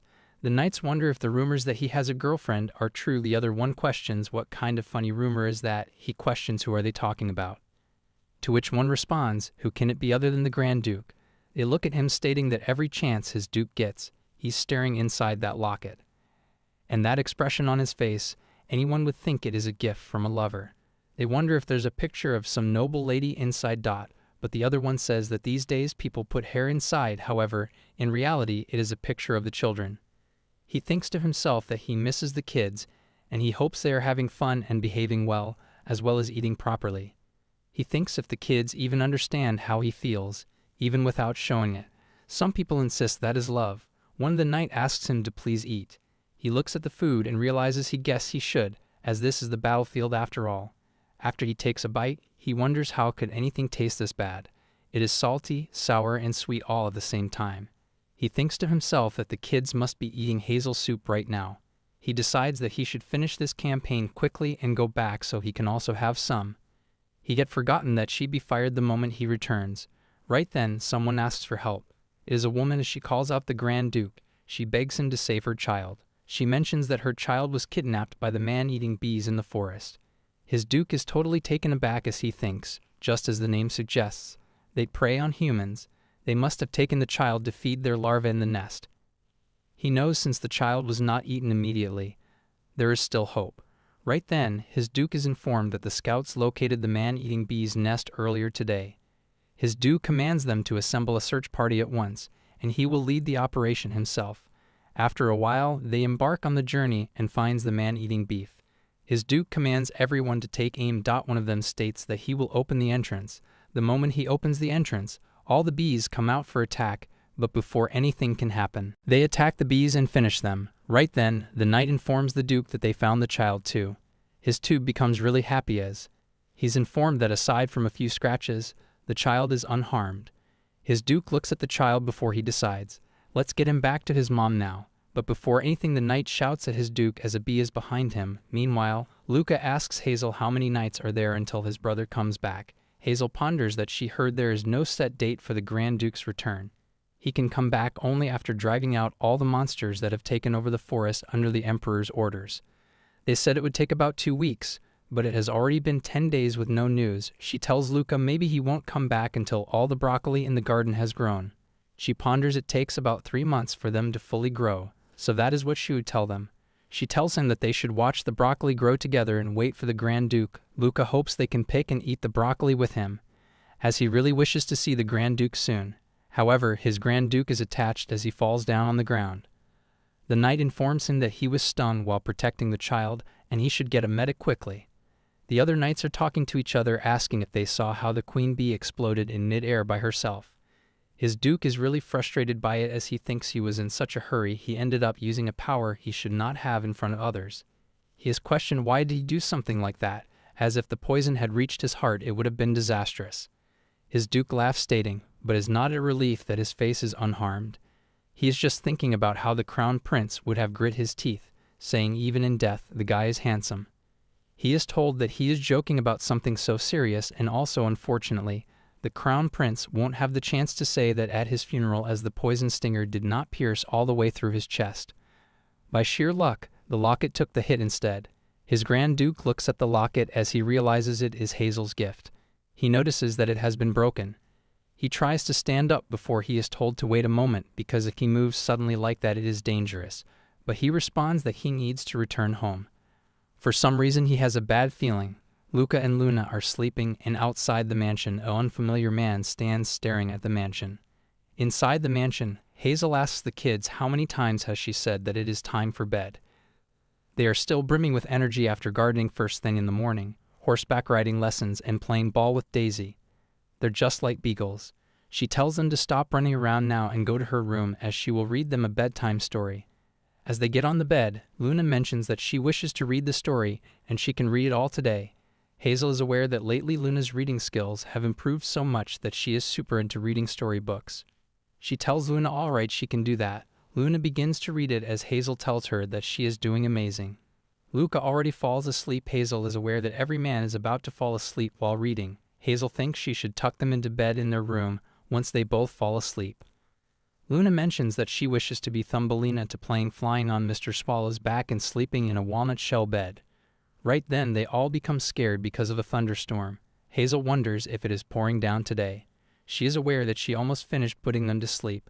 Luca asks Hazel, "Cannot they sleep here tonight?" Hazel is aware that Elliot said they could not do that. She's aware, but it is worth to make them sleep in a dark room alone on a day like this. She then notices that Luna is gone. She calls out to Luna and asks her if she's scared of the thunder too. Luna mentioned that is not the case, stating that she's going to protect Luca and Hazel. Hazel tells her, but she said that it was scary last time. Luke then asks her how can the head of a grand duchy be afraid of some thunder. Right then another thunder comes, to which she screams. Hazel thinks to herself that she does not really have a choice now. Both of the kids are sleeping with her. She's happy that everyone has fallen asleep. This reminds her of the day she first arrived at the Grand Duchy. She thinks surely even the Duke would understand on a day like this. She hears a voice, to which she wakes up. She wonders, what is it this time? She really wishes to sleep. She opens the door and finds two men fighting with swords. She wonders if the guards are sparing or something, thinking that she should get a good look at their faces and tell Sir Daniel later. But then she notices the person fighting is Sir Daniel. Right then, a man is thrown out of Luna's room. She then notices his clothes, thinking, is this not the uniform of the Grand Duchy's staff? They look at her, stating it looks like she's the nanny, and asks her, where are the kids? She runs towards the room. As he runs after her, questioning, where are they? Daniel yells at Hazel to never hand the kids over to him. The man yells at her to stop right there. He's just about to grab onto her, but she closes the door on time. The cat and dogs ask to her what is going on, to which she says she does not know either. But she's aware first they need to hide the kids. She tells them to wake up, stating that they have to run away. She is aware that they have grown plumper as of late, so she cannot carry them out, and there's no time either, so it cannot be helped. She takes out a question and asks them if they want to drink strawberry juice that turns them into terminal. They become really shocked as they say okay, but they know it doesn't taste like that. They then become really small and get into her hands. She decides to hurry now. Right then, the door is broken. The man steps in and asks the nanny where are the children. He mentions they were not in their rooms, so she should tell him right now unless she wishes to die prematurely. She tells him she does not know where they are. She is hiding them in her hands. She knows handling blades dangerously in front of kids again. The man yells at her where the kids are. He even curses the kids, to which she thinks not only did this person wake her precious angels up, but he cursed them. She tells Luna and Luca to stay here for a moment as she puts them in her pocket. The man is totally confused, thinking, who is she talking to? She tells that person that she cannot hold back herself anymore as she begins to use her magic. An explosion occurs, but it suddenly disappears. The man becomes scared, to which he is confused as he notices nothing happened. He questions if this is some sort of joke, and if she really wants to rib it. He turns into a frog as she kicks him out of the window, asking him to get out of here. The other man questions what was that light just now, then notices her as the question. So this is the nanny's room where the children are hidden. She looks at them and wants them to get out at once. She uses her magic and turns their swords into a sausage. They totally become shocked as she yells at them that she's so annoyed, and she barely managed to put them to bed and start attacking them with her magic. The men run away as she becomes fairly lonely. She is aware she promised herself that she would never ever do the things the evil witch had done. She wonders just why are they provoking someone who has never done anything. She has tears in her eyes before a man launches for an attack, but her dog attacks her before that. The dog tells her that they will take care of things here, so she should go. She thanks him and states that she will repay them with homemade jerky. The dog tells her to make sure she gives them a variety. She runs away. As she is out, she ponders that the kids must have been so shocked and that she should act like nothing happened. She puts her hand inside the pocket, wishing for the kids to come out. As she brings them outside, both of them are really scared. She tells them everything is over now. It is time for good children to go to bed. She tells them she will make them a bet, so they should wait here patiently. They notice that everyone has gotten so much bigger, and then they find giant cookies. They start eating them as she thinks they may be sweets, but she's sure some crumbs should be fine. Luca tries to get sugar, to which she tells him that is cheating. She mentions she is almost done, so they should sit tight for a little longer. They make them a little bad. Muna realizes it is a real walnut bed, and she asks if there's a flower petal blanket too. Hazel tells them of course there is, and now all they have to do is sleep soundly and have sweet dreams. They both found it very soft. Luca mentions that he feels like he's sleeping in a field of flowers. Hazel asks. Luna is not. She's tired. Luna asks her, what if those scary people come back again? If they came before too, Luna mentions Luca may not remember. But at the villa and the birthday party too, she remembers hearing the head butler say that when she was a baby, there was a time when a nanny suffocated her with a pillow and almost killed her. Hazel is totally shocked as this is coming out of the mouth of a 7-year-old. She had wondered why the kids hated nannies so much and why they wanted her as their nanny instead. So they both needed someone to trust and lean on all along. She tells Luna it is okay and she is here, and they should leave the adult stuff to her and only have the sweetest of dreams. Meanwhile, Daniel ties all the men. He notices some sausages, wondering what is all this mess. He asks about the witch and the children. He's informed that Luca and Luna were not here in the first place and Hazel is hiding in that closet right now. Daniel opens the closet as he ponders, to think that it was going to be used like this. He was originally planning on summoning a magician and chasing the witch away. Daniel steps inside the closet and closes it, which makes everyone shocked as they question how can he go alone in a closed end with a woman. There is no doubt that the captain was lured by the witch and they need to open the door for him. But then they think that it seems like they are making a grave mistake as they open the clothes and they find no one here. Daniel then goes inside there. Hazel calls out to him and questions if all the bad guys were caught. Daniel tells her yes, thanks to her, and questions about the kids. She shows him the kids. He then calls out to her and thanks her. He tells her that the heroic deed that she has accomplished today, he will make sure to inform the Grand Duke about them. He then calls the children Thumbelina and Thumbelino, how they were almost captured by the frog and the witch who bravely stopped him. They both smile. Meanwhile, his Duke steps inside the mansion and looks at Luna's room. He's totally shocked as he wonders how is the room like this. As his Duke is back, Hazel finds him and calls out to him. As his gaze falls on her, he calls her a witch and questions just what happened here. He yells at her, asking where the children are as she is taken aback by his rudeness. Before she can say anything, Daniel says that he will explain everything to him. The next morning, both the Duke and Daniel stand in the garden near a hole. It turns out that they crossed a wall by digging a tunnel. Daniel believes that an ignorant person was definitely behind this, not to mention how ridiculously strong they were. Judging by the strength and manner of speech, it appears they were northern barbarian mercenaries. The Duke questions about it. He is aware that he has experienced their brutality and sheer power on the battlefield countless times. Unlike the Night Order, the patrolling guards lack experience, and yet they somehow manage to fend the invasion off. The Duke tells Daniel that he has done the impossible, mentioning good work. Daniel then opens up to him, confronting that they were actually not the ones who did the work. If it were not for the witch, they would not be able to face him like this right now. The Duke seems a bit surprised as he questions the witch did it. Daniel explains not only did she turn all their swords into sausages and broccoli, judging by how angry she was, she did not seem to be on their side either. Daniel then asks the Duke how come he returned before completing the expedition. The Duke responds that he left it in the hands of the temporary vice captain. Daniel asks him if by any chance has he received information regarding the invasion. The Duke says that is not the case. He then thinks about the pendant. He informs Daniel that he needs to go somewhere and they will be delaying the prisoner interrogation in the meantime. Meanwhile, Hazel is thinking that she moved all her things using magic, so there's nothing to pack. She knows since they both would cry, it would be best not to say goodbye. That makes her upset, thinking if she should at least leave a letter. The Duke barges in her room, calling out her name. She gets up with a look of confusion, questioning how come he came all the way here. He suddenly apologizes to her for jumping to conclusions about her a little while ago, mentioning he said such harsh words to his sibling's savior. He even asks her how could he ever repay her. He notices that the window is broken and questions about it. She remembers how the window got broken and wonders if he found out about everything, which makes her a bit startled. She tells him that she will cover the window repairment fees. He is confused by her statement. He explains to her that the Grand Duchy can pay for those kinds of things. She tells him that she was also planning on asking for a contract extension, if nothing happened, that is. But now she really has no excuse. Is the matter of the window, and not to mention how she turned an intruder into a frog. She tells them that Guy cursed the chestnuts, which makes the Duke taken aback. She has tears in her eyes as she mentions to him that she was just so angry at that moment and it really was not on purpose. He is totally confused by her behavior, not aware of what he should do at this situation.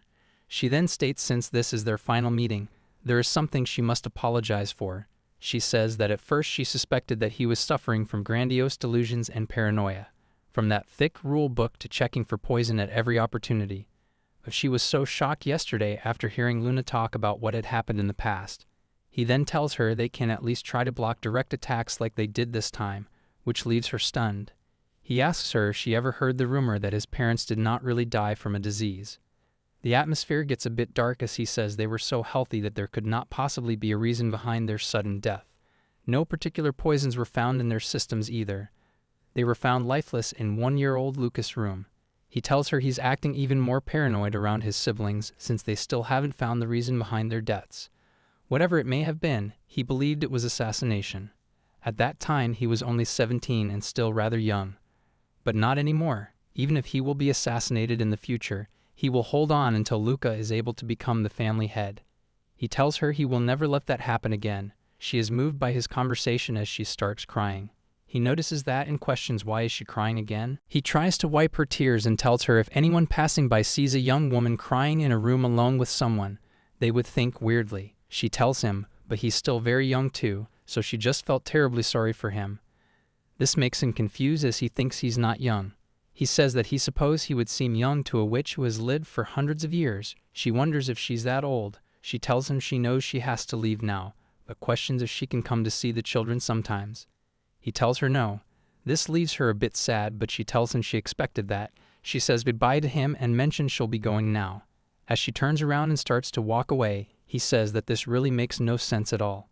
He calls out her name and tells her that the temporary protection contract is over. She tells him yes, she's aware. She grabs the doorknob as she wishes goodbye to the kids in her mind. The Duke grabs her from her cloth, leaving her stunned.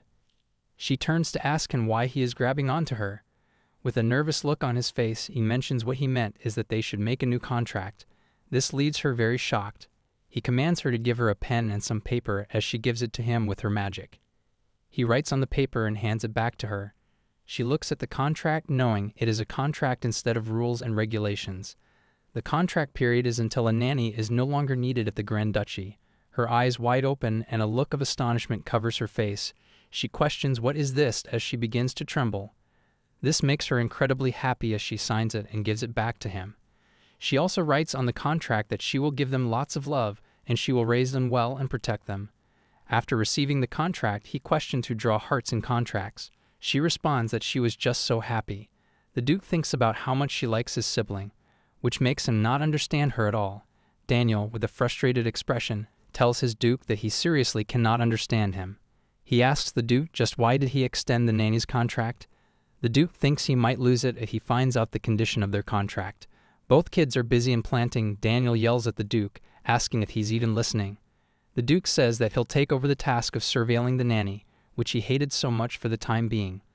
The Duke ponders that it is true that there is no signs of the usual cold they catch around this time of the year, thinking that the nanny's words held some truth to them, as she had told him that they need to touch dirt like this in order to strengthen their immune systems.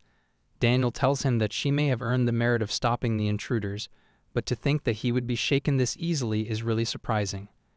The Duke mentions that the security will be here soon, so he should go and find his business. Daniel is lost for words as he does not know what has gotten into the Duke. Daniel imagines both of them running after each other romantically, as the Duke asks him to not misunderstand this as something weird suddenly, stating that he did not think he would miss following the nanny around this much, mentioning if he tells Her Holiness about this, but Daniel says that he should not even think of telling Her Holiness about this. He turns to leave as the Duke asks him why he is not leaving yet. Daniel questions to think that he left the Holy Night in order to serve a man this cunning. He cannot believe it, stating that he must have been out of his mind and he's leaving now. The Duke knows he did order them to bring the captives down to the dungeons and interrogate them. But there really is no point in doing so. The energy of the mana detected was no different from what he felt from the Crown Prince magician. Now they have proof to trace the attack back to the Crown Prince. However, they should stay quiet for now. They need allies in order to begin an all-out war, but they have no elite families other than Daniel's family. Mark as Arwen, public opinion is easily swayed by instigation, and if the Emperor manages to make a slick move to escape the situation, he could be branded a treason. But this will help them greatly nevertheless. He curses Gerald, calling him a stupid little thing. Crown Prince Gerald Valerian, the Emperor shouts at him. questioning how can he make such a reckless move without so much as a word of discussion. Asking him if he has finally lost his mind, the Empress tells him that Gerald is repenting for his actions, so he should drink his tea and calm down. Even the princess wishes for her father to not be so angry. She questions if Gerald would want to be stupid out of his own accord. She is being sarcastic as the Empress calls out to her. This frustrates Gerald as the Emperor asks him if he dares to make an expression like that, as if he is the one in the wrong. Gerald is totally messed up as the Emperor yells at him, stating that he must be set on ruining what he has spent his entire life trying to achieve. The Emperor ponders using his late wife, who was a black magician. He secretly drove out his older brother, who was the crown prince, and made sure he could only produce a single heir by placing a curse on him. But ever since all those curses came undone after his late wife's sudden, things have gone terribly wrong. Moreover, no one sees that useless child Gerald as a potential successor to the throne. The Emperor tells Gerald if he has become crown prince in place of his older sister, he should at least accomplish enough achievements that won't bring him shame. The Emperor shouts at him, questioning if he's even aware how much he is compared to Elliot in high society. In order to restrict Elliot's movement, the Emperor even gave up Regina's right to succeed and stabilize a rule prohibiting the woman from becoming family heads. But a third child was born. He thinks he already knew it would happen too.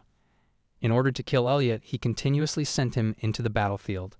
But each time he achieved victory and came back perfectly alive and well. The Emperor mentions it seems like his conversation with Gerald will be a lengthy one, so he advises the Empress and the Princess to head back. Both the Princess and the Empress leave the room. On the way, the Princess asks her mother if she does not think that Gerald has lost his mind. She mentions that she thinks she should at least call the real doctor for him. His face is the only redeeming quality he has, and he is done for if he is also slow in the head. She asks if that is not the case and calls the Empress by her name, but then she says it looks like her tongue slipped again. It appears she's still stuck in her old habits from back when the Empress was a maid. The Empress ponders that impertinent excuse of a stepdaughter. The Empress tells herself to calm down, as appeasing Albert and stealing the right of succession of the throne itself is enough. If it were up to her, like Gerald suggested, she would love to make her just like her mother. The Emperor tells Gerald that until now he has been slyly taking care of things by his side. But if word gets out about this, the imperial family will be doomed because of him. Gerald calls out to his father and says that he thought that the witch would help him. She was originally on their side, and his only goal was to kidnap the third son with the witch's power, so he could find out the location of the holy relic said to be lying dormant in the Grand Duchy, the very holy relic of the rumors that is said to possess enough holy power to take over the world. This angers the Emperor as he yells at Gerald, telling him that witch is not on their side, but on the side of money. The Duke has an evil laugh on his face. He calls Gerald an idiot. Right then, Hazel steps in, telling the kids about the garden. She bumps into the Duke. She tells him she did not know he was here and apologizes to him. Luna finds her and calls off to her, telling her to look over there. Luna asks her why did only this one grow so quickly. As Hazel notices that, she realizes when the intruder came. She used magic on the broccoli, so she planted a different seedling in a hurry. The Duke tries to tell them as she panics.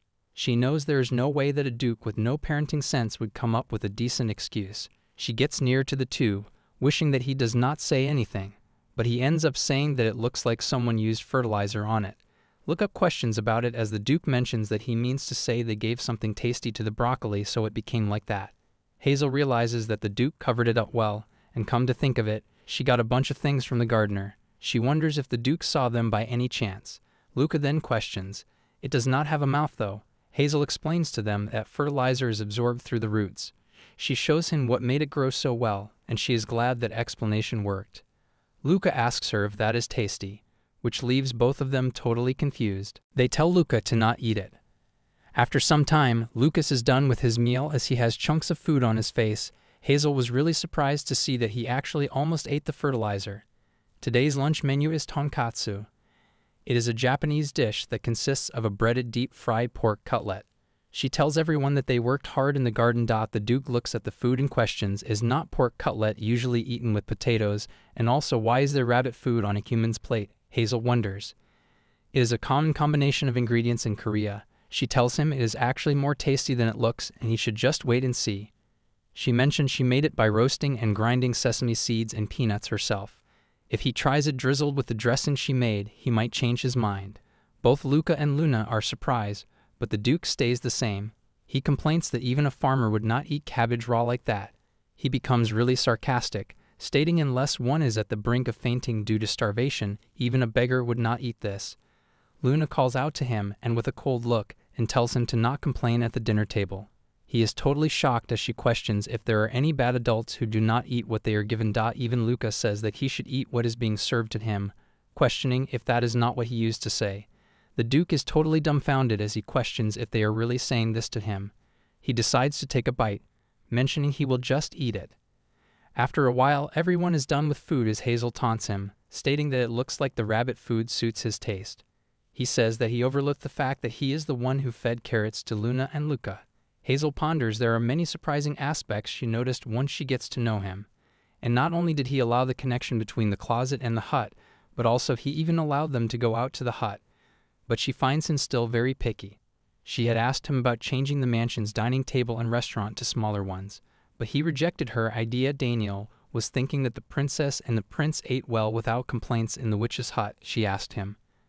Then how about trying a meal in the hut as a test? It will also give him a chance to check if the hut is safe. She asks him how was today's meal. Was it nice? She tells him it was just the family members, cozy and warm without any servants. He then calls out to her and tells her it seems like she forgot that a nanny is not a family member. She says that is not what she meant. She tells him that the Duke's dining room is too big for just the three of them to eat together. The atmosphere is too formal and mealtime should not turn into etiquette's class. Mealtime has become an obligatory and unpleasant time for the kids. She says that is his fault. He then allows her to use a smaller place for just this week. She tells him it is a great idea. He notices the happiness on her face. She tells him she will give him chocolate as a token of gratitude and asks him if he is not having a hard time these days because he is so busy. He tells her he is fine as he receives the chocolates. She then says, by the way, she heard that he has been working hard to subjugate the monsters. She questions if he received any rewards for that. He tells her he heard they're holding a banquet at the palace, but it does not seem right if he leaves right after finally getting home. She questions if the kids could go with him, but he tells her that the kids would get bored. She's aware that Luna wants to go to the palace and wonders if this is going to be a difficult conversation.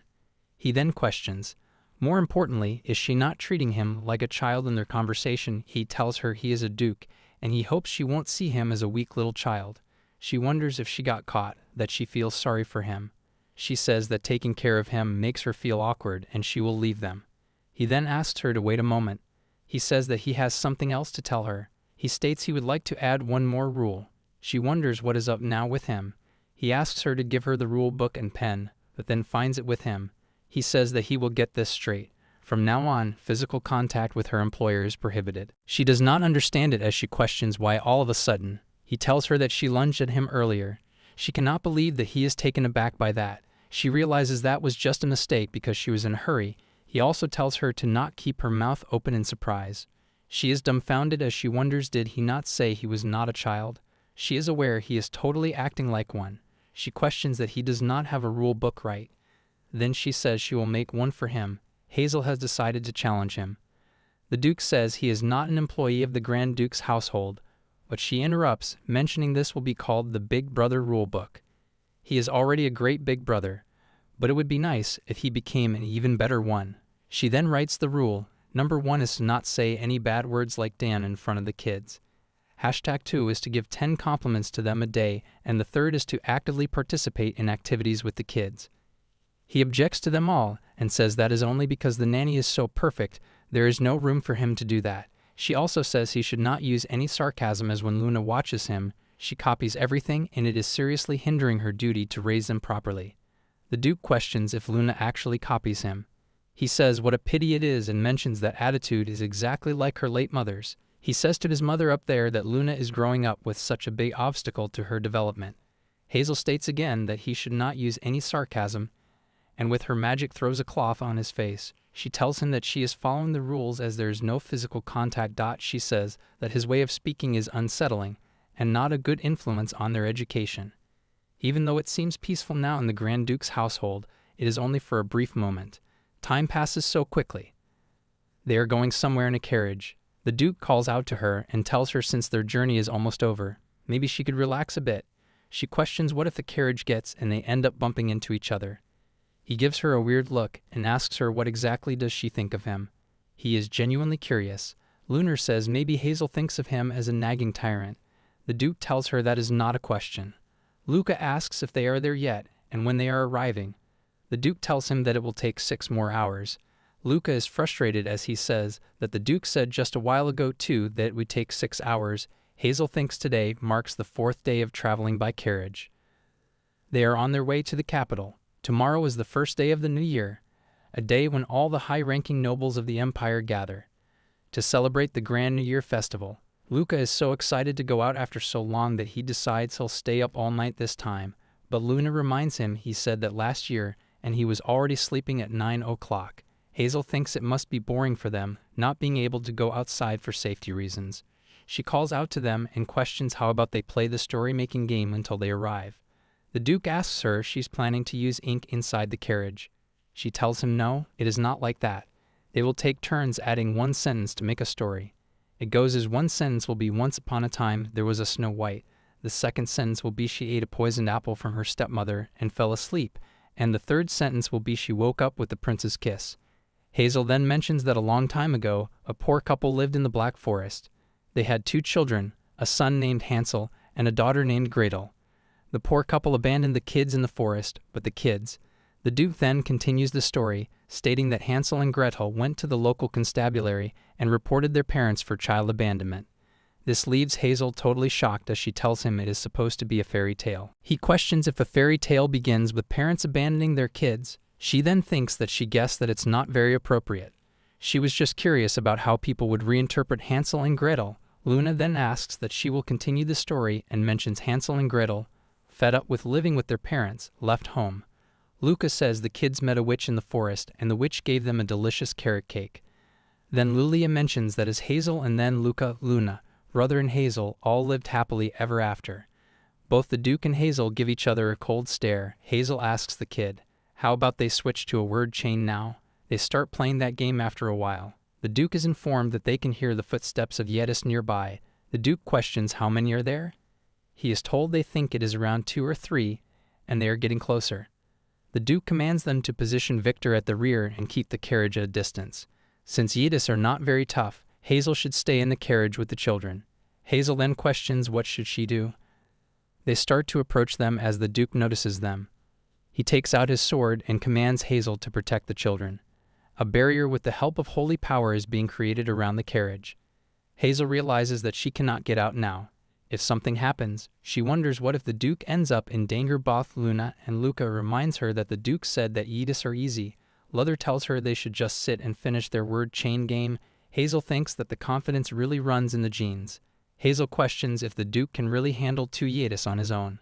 The Duke launches for an attack as she stares at him through the window. Luna are busy talking to each other, questioning what was the last word they ended on. They still play the game together as Hazel stares at him. They ask Hazel to say something too, but her whole attention is on the Duke. As the Duke finishes both Yetis, she finds him really cool. She says he is so cool as Luca asks her if cool is a word which shocks her. She wonders what did she just say. After some time has passed, Hazel notices that the cleanup is taking way longer than dealing with the Yidis. It seems like his Duke finally has a moment to relax. He wipes his face with the cloth. Both Luca and Luna gets off from the carriage and runs towards him, telling him that they were playing word chain with Hazel. Hazel calls out to them, telling them they cannot just run out without permission. She then tries to go after them, but ends up hurting herself, realizing that the holy barrier is still around the carriage. She calls out to the driver and tells him that she is stuck in the carriage and asks him if he could please call the kids back for her. He responds, of course she thinks that, come to think of it, if there's anyone in the Grand Duke's household with holy power. The driver calls out to the kids, telling them that they should come inside the carriage. Meanwhile, Hazel thinks that the holy barrier seems to be limiting magic to inside the carriage only. She then realizes she did feel a faint trace of holy power when the Duke and the knights burst into the cabin. Holy power and magic are fundamentally the same, but are opposing forces. That is what she read in a book. So when a holy barrier is in place, someone like her who has magic cannot pass through, unlike an ordinary human. She then thinks that she should be fine without using any major magic until they arrive, right? The Yetis attack because they are starving due to the winter, not because of an external force. The Duke looks at her as she looks away and wonders why does she keep locking eyes with him. She then feels something as she becomes totally uncomfortable. It turns out that a Yeti stands on top of the carriage. The Duke and even both Luca and Luna notices. She wonders if the Yeti was hiding in the snow. Everyone runs after the nanny. They command if the horses run off it is over and says that they should get to the horses first.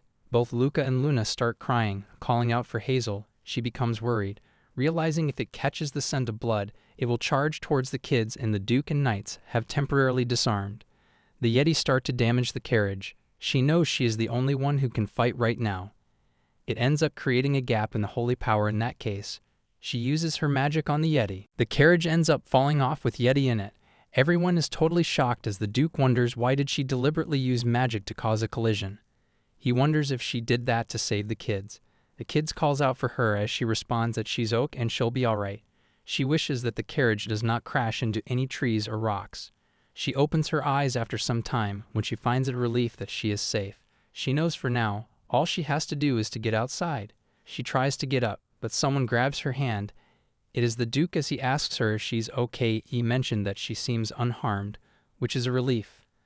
The Yeti ended up getting buried in the snow. He tells her she has saved them again and thanks her. She stares at him for a while and tells him it is what she is supposed to do. She says that the kids must have been really frightened. He responds they were, but they will be fine once they get back quickly. She then notices his hands, finding them surprisingly big. He helps her get up. She moans as he asks her if he pulled her too hard, but she tells him she thinks she twisted her ankle inside the garage. He tells her he remember reading the teleportation magic cannot be used on heavy people.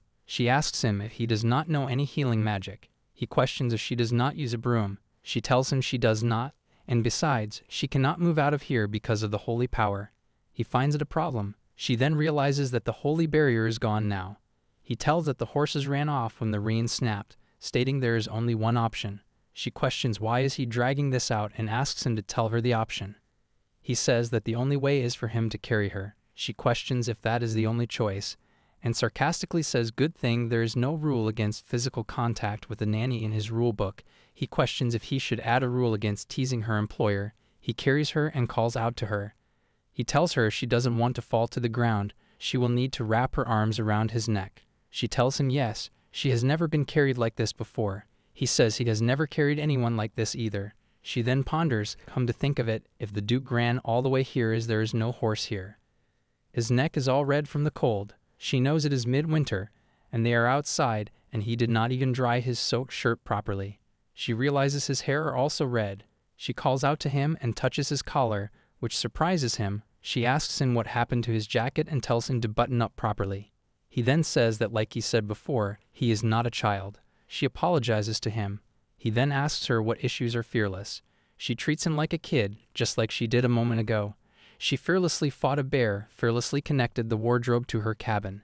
And just now she fearlessly watched a bloody fight. Tells him that she does get scared and it was the beast that did the fighting, not her, and the wardrobe did not break any rules.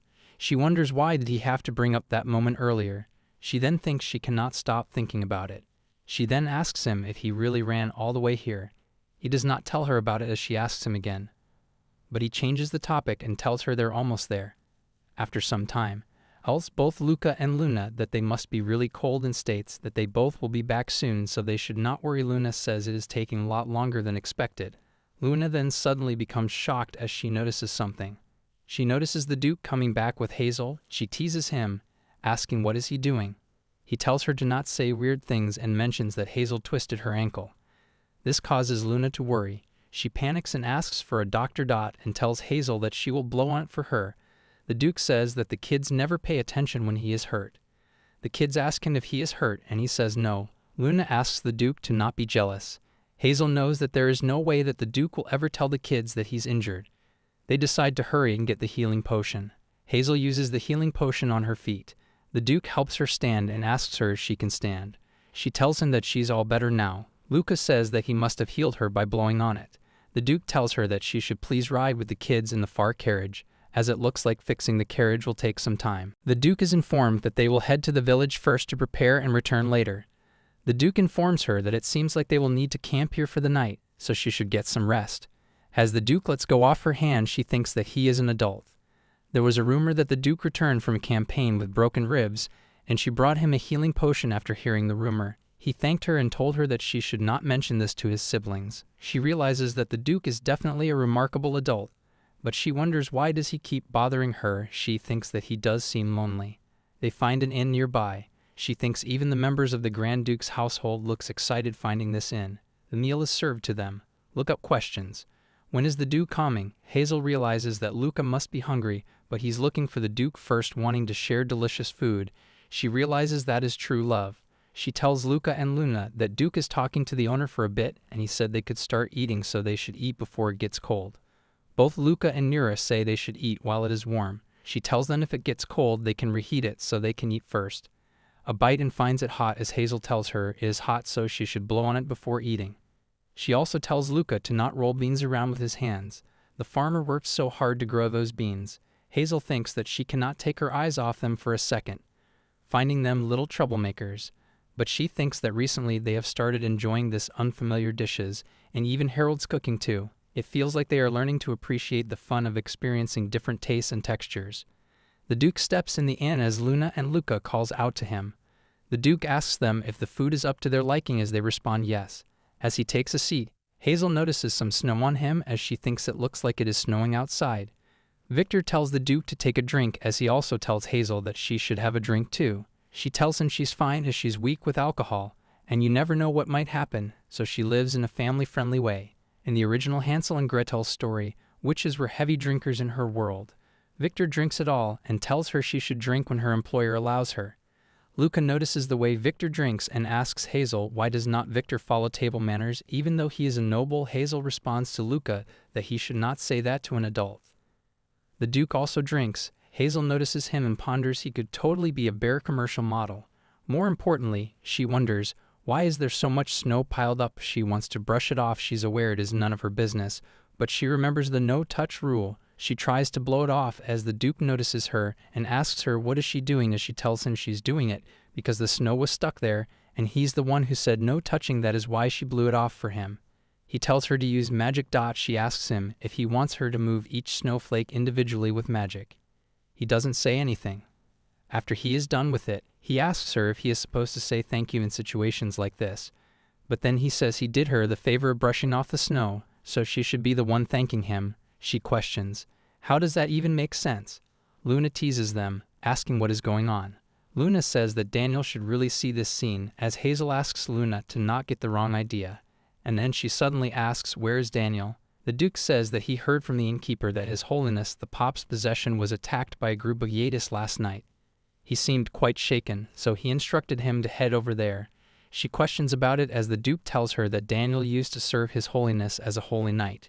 She realizes that the holy power she felt at the cabin and in the carriage must have been Sir Daniel's. He asks her to not mention it to Daniel, as she questions why.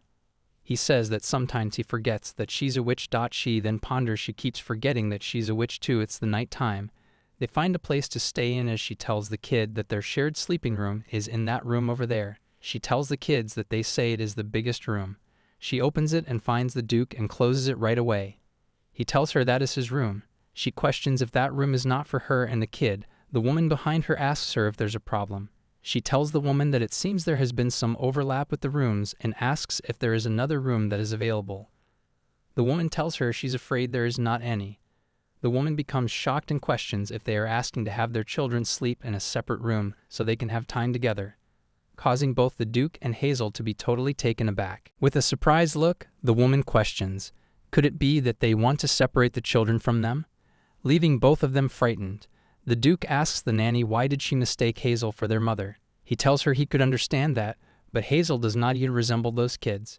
The woman responds, they are so handsome and beautiful, and the children are lovely too, so she just thought that all of them were one family. Hazel laughs and tells that she guesses she's a little pretty, and the little ones are cute too, and the Duke is also handsome. She then realizes that she knows the answer. She ponders this is not the kind of outfit a nanny would wear, the one that she's wearing. The Duke's instructions for her clothing was that it should not be similar to the servants. Hazel ponders that it seems that Lady Valeria misunderstood, and she ended up receiving a ton of dresses that would be more suited for a rich young lady. Because of that, rovers even started spreading that the Duke might have ill intentions towards her. Luca and Luna asks the Duke if they should sleep together tonight. The Duke tells them that he will sleep in the knight's room today. Hazel greets the knights as they ask her if they are going to stay in the room next door. She tells them that is correct, but questions if they happen to have any spots left. She tells them that they need a spot for his Duke, causing the knights to be totally shocked. The knight asks Hazel if she is saying that they should share a room with His Grace the Duke. The Duke shows the knights the way towards their room. Both of them are sad as they had thought that they would party all night. Hazel nervously wishes them good night. She thinks that she should go to bed too.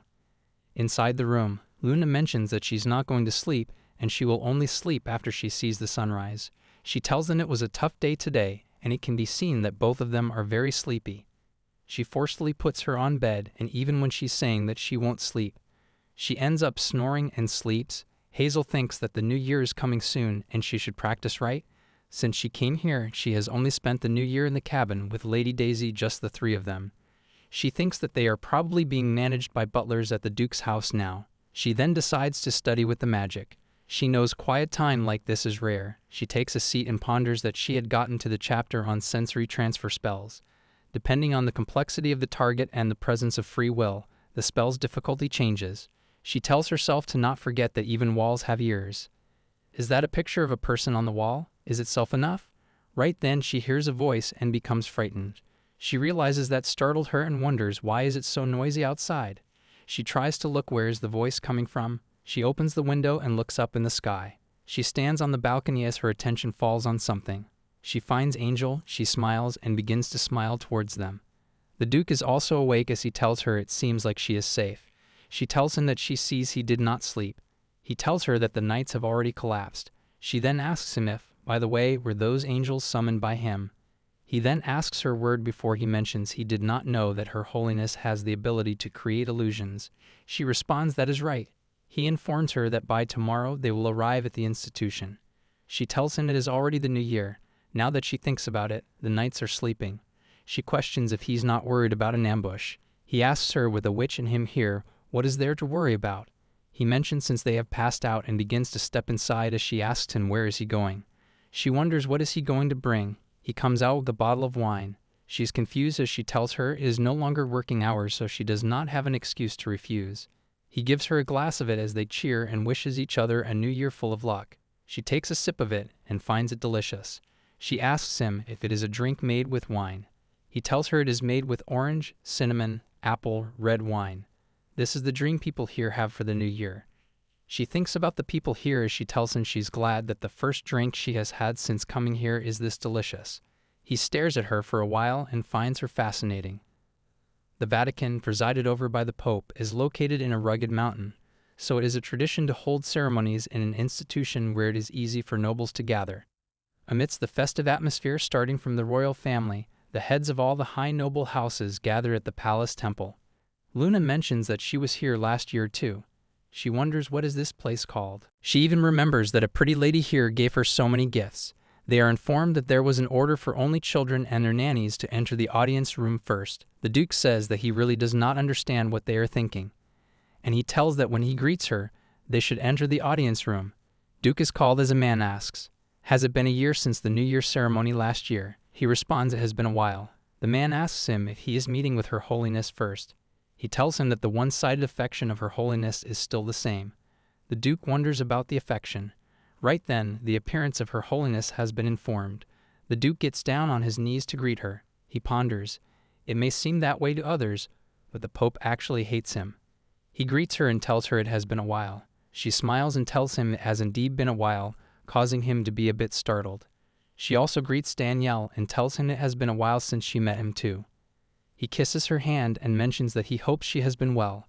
The Duke is totally shocked as she tells them that there are some personal matters that she would like to ask both of them about and they should discuss about them inside. Inside, she's totally amazed. She tells the dude that the little ones have grown so much and they won't believe it that they called her a pretty lady. The Duke tells her that even though they have been childhood friends, it is hard to get used to how quickly their attitudes can flip. She calls out to Sir Daniel as he becomes nervous. She asks him if he is happy now that he chose the Duke over her. This makes him begin to tremble, but the Duke tells her to not worry, mentioning that Daniel gets paid well. She slams the table as she tells him he's acting like they wouldn't pay him anything. She mentions that she had no choice but to become the head of the household so suddenly, and if things had gone as planned, she would have stayed in the Holy Knights and protected him for life. They both stare at her as she questions if they can just say this is her venting about losing her one and only lover. She then thinks about Hazel and mentions that she heard a rumor that he took her in as a nanny. She wonders if the rumor was wrong or if the Duke's head is the one that is wrong. He asks her if she's implying that his head is the problem. She responds that if he says so, she won't argue. Still, seeing her earlier with the children, she did not seem like the rumors of her being wicked. She continues that she did not sense any suspicious energy from her either. Her Holiness mentions if she had to point out anything suspicious, it'd be her flashy outfits. It's definitely not nanny-like. The Duke tells her it was just a mix-up with the head maid's orders. Right then, he informs her that the younger siblings will be attending the palace banquet this time, leaving her stunned. She questions if that is a good idea, but he tells her that if she thinks about it, the heavily guarded palace is actually the safest place there is. Plus, with her, the one with the strongest healing abilities being present, who would be foolish enough to attempt an assassination. She then becomes frightened and asks if the kids will be there. He realizes that is what she meant. He tells her that tonight she can see for herself. The next day, Hazel asks the kids if they are ready. She tells them to just do as they practiced. She asks them what should they do if they get too nervous. They respond that they should take a big deep breath. She questions what if what they put in their mouth tastes bad. Luna tells her then they should not spit it out, but quickly put something tasty in their mouth. She then questions what if they're unsure about what to do. Luca responds, in that case, they should follow Big Brother. Hazel tells them that the theory is perfect. She ponders after a month of endless preparation because even small mistakes were not allowed for their social debut. The days have finally come to an end. The Duke steps down the stairs as he catches her eye.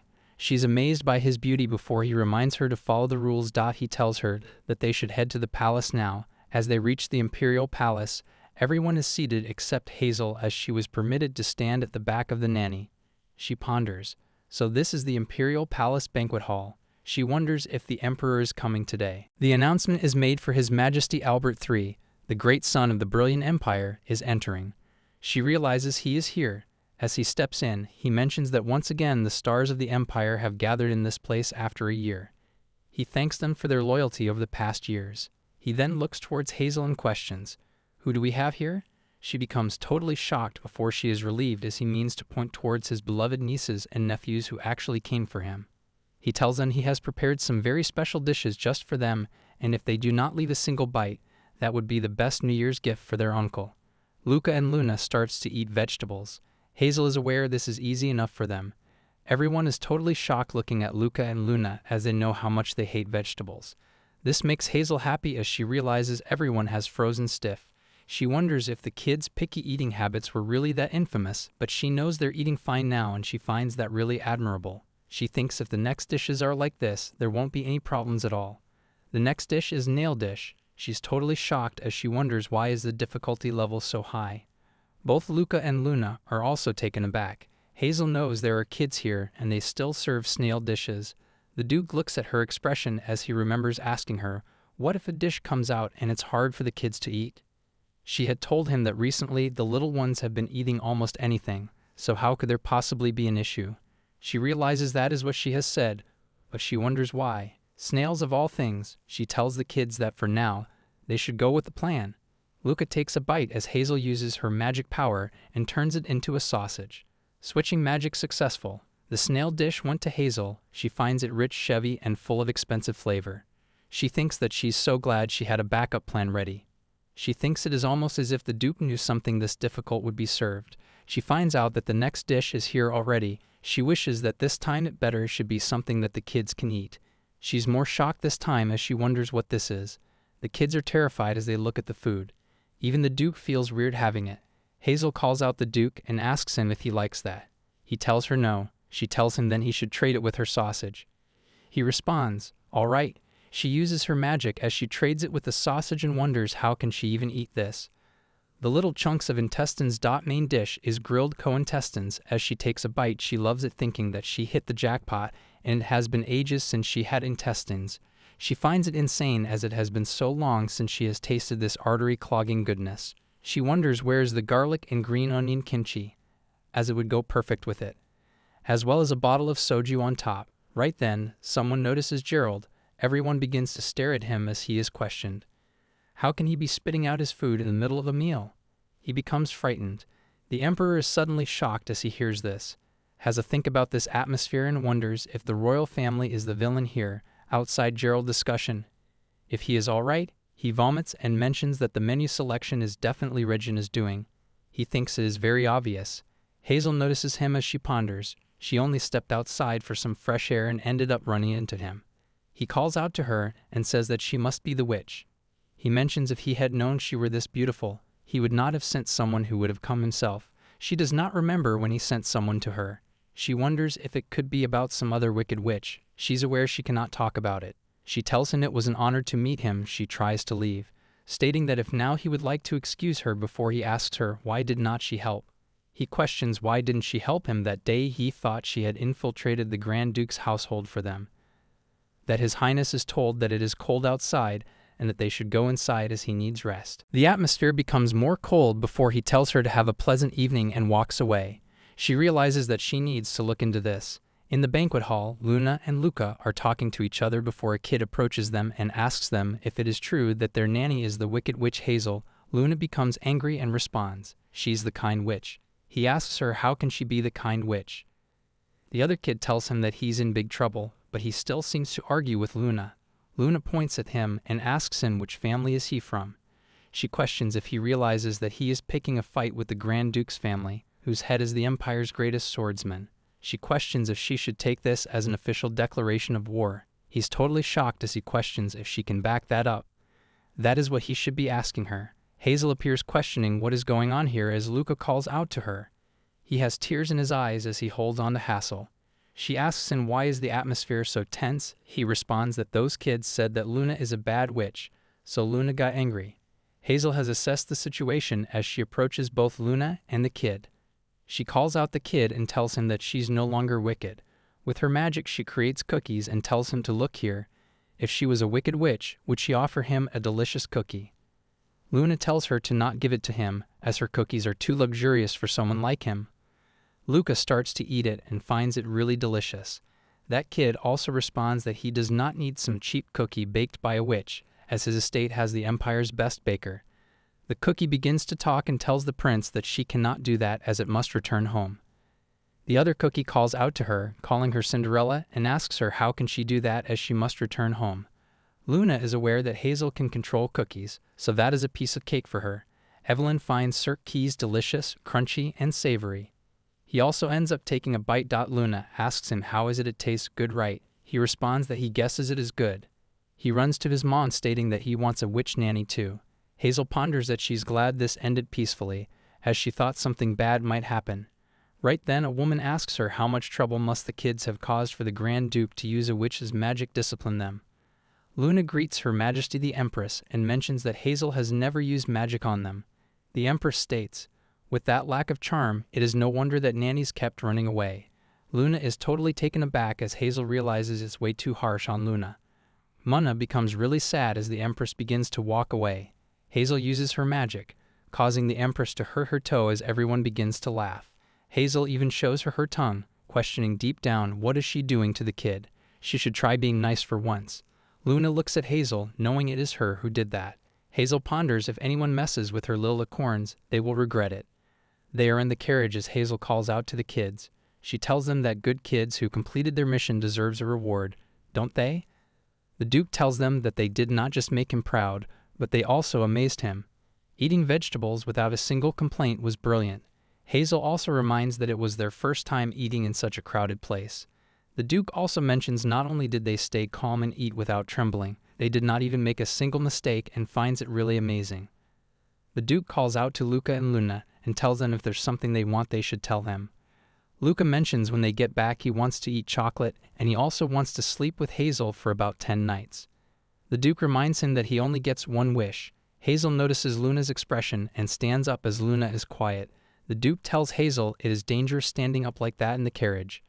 Hazel hugs Luna and tells her she's very lovely, but Luna responds she's not really cute. Hazel becomes frightened and yells if she is not cute, then who is cute?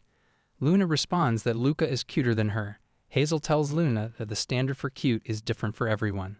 Luna asks Hazel then, what does she think the Empress's standard for cute is? She questions if she was being too cheeky. The Duke remains quiet. Hazel asks Luna if she thinks her brother is loved because he is cute. Luna responds that her brother is not cute. Shocking the Duke, Hazel tells Luna that she does not have to be cute to be loved. Luna asks her then if she grows up like their brother, will the Empress think that she is lovely? The Duke calls out to Luna and tells her that the Empress does not love him. He mentions it is a complicated story, so he will explain it to her when she is older. Hazel tells her just because someone does not love her, that does not mean she has to be unhappy. That is their problem, not hers. She is aware that is something her grandmother once told her. It is the night time already as Hazel puts them to sleep. She steps outside the room as she wonders if they shall give it a try. She starts to use and try. It works. She is able to hear conversation between His Highness the Crown Prince. A man tells His Highness the Crown Prince that he is concerned. The Crown Prince asks him what exactly is his concern. She realizes it worked. She knows she's hearing a conversation about her right now, so it is lucky timing. The man asks the Crown Prince, has he not told that witch too much already? He mentions that the witch already knows quite a lot, but what if she sides with the Grand Duke now? Hazel seems taken aback as she wonders if she was previously aligned with the royal family. His Highness the Crown Prince tells him a witch should be able to sense holy power, and he talked to her hoping she would know where the relic was hidden in the Grand Duke's household. She thinks about a relic she does not know. There is a relic in the Grand Duke's household. That is the first time she has heard of it. Mentions that witch said it was an honor to meet him, but then just stared blankly as if she was so stunned by his beauty that she could not hear him properly, so she ended up talking nonsense. He mentions that sometimes being this handsome can be a problem. Hazel wonders if this person is insane. She thinks handsome should be reserved for someone like Duke Elliot. She then realizes what she is even saying and tells herself to focus again. The Crown Prince becomes angry as he thinks thanks to Regine, he has been humiliated. The Grand Duke's demons did not cause any trouble, so Elliot's popularity will only increase. He mentions that he wants to get rid of him like he did with his parents, but Father told him to hold back for now. This makes him frustrated. You didn't suddenly notice something in his pocket. He takes it out and finds a cookie. Hazel is totally shocked as she thinks that she just learned something huge. Right then someone knocks on the door, which totally surprises her. It is the Duke. As he asks her what is going on, she tells him it is nothing. She then questions if he wants to say something, but he responds he just wanted to thank her. He tells her that he thanks her for being a capable nanny who accomplished something no one else could, and she deserves a reward for that. He asks her if there is something that she would like. She responds yes, as he mentions that is a different answer than before, and she should go ahead and let him know. She steps towards him as he tells her to go on. She clenches her fist as she asks him to please trust her. He asks her if it is a reward for her that he trusts her. He asks her, why is that? She tells him that is a different answer than before and asks him to go ahead. She tries to tell him something as it asks her to go on. She grabs his hand and tells him to please trust her. He again asks her if it is a reward for her that he trusts her. She tells him to promise her that he will trust her. He responds, all right, he will trust her. She tells him that the ones behind this are the royal family. He responds that he's already aware of that.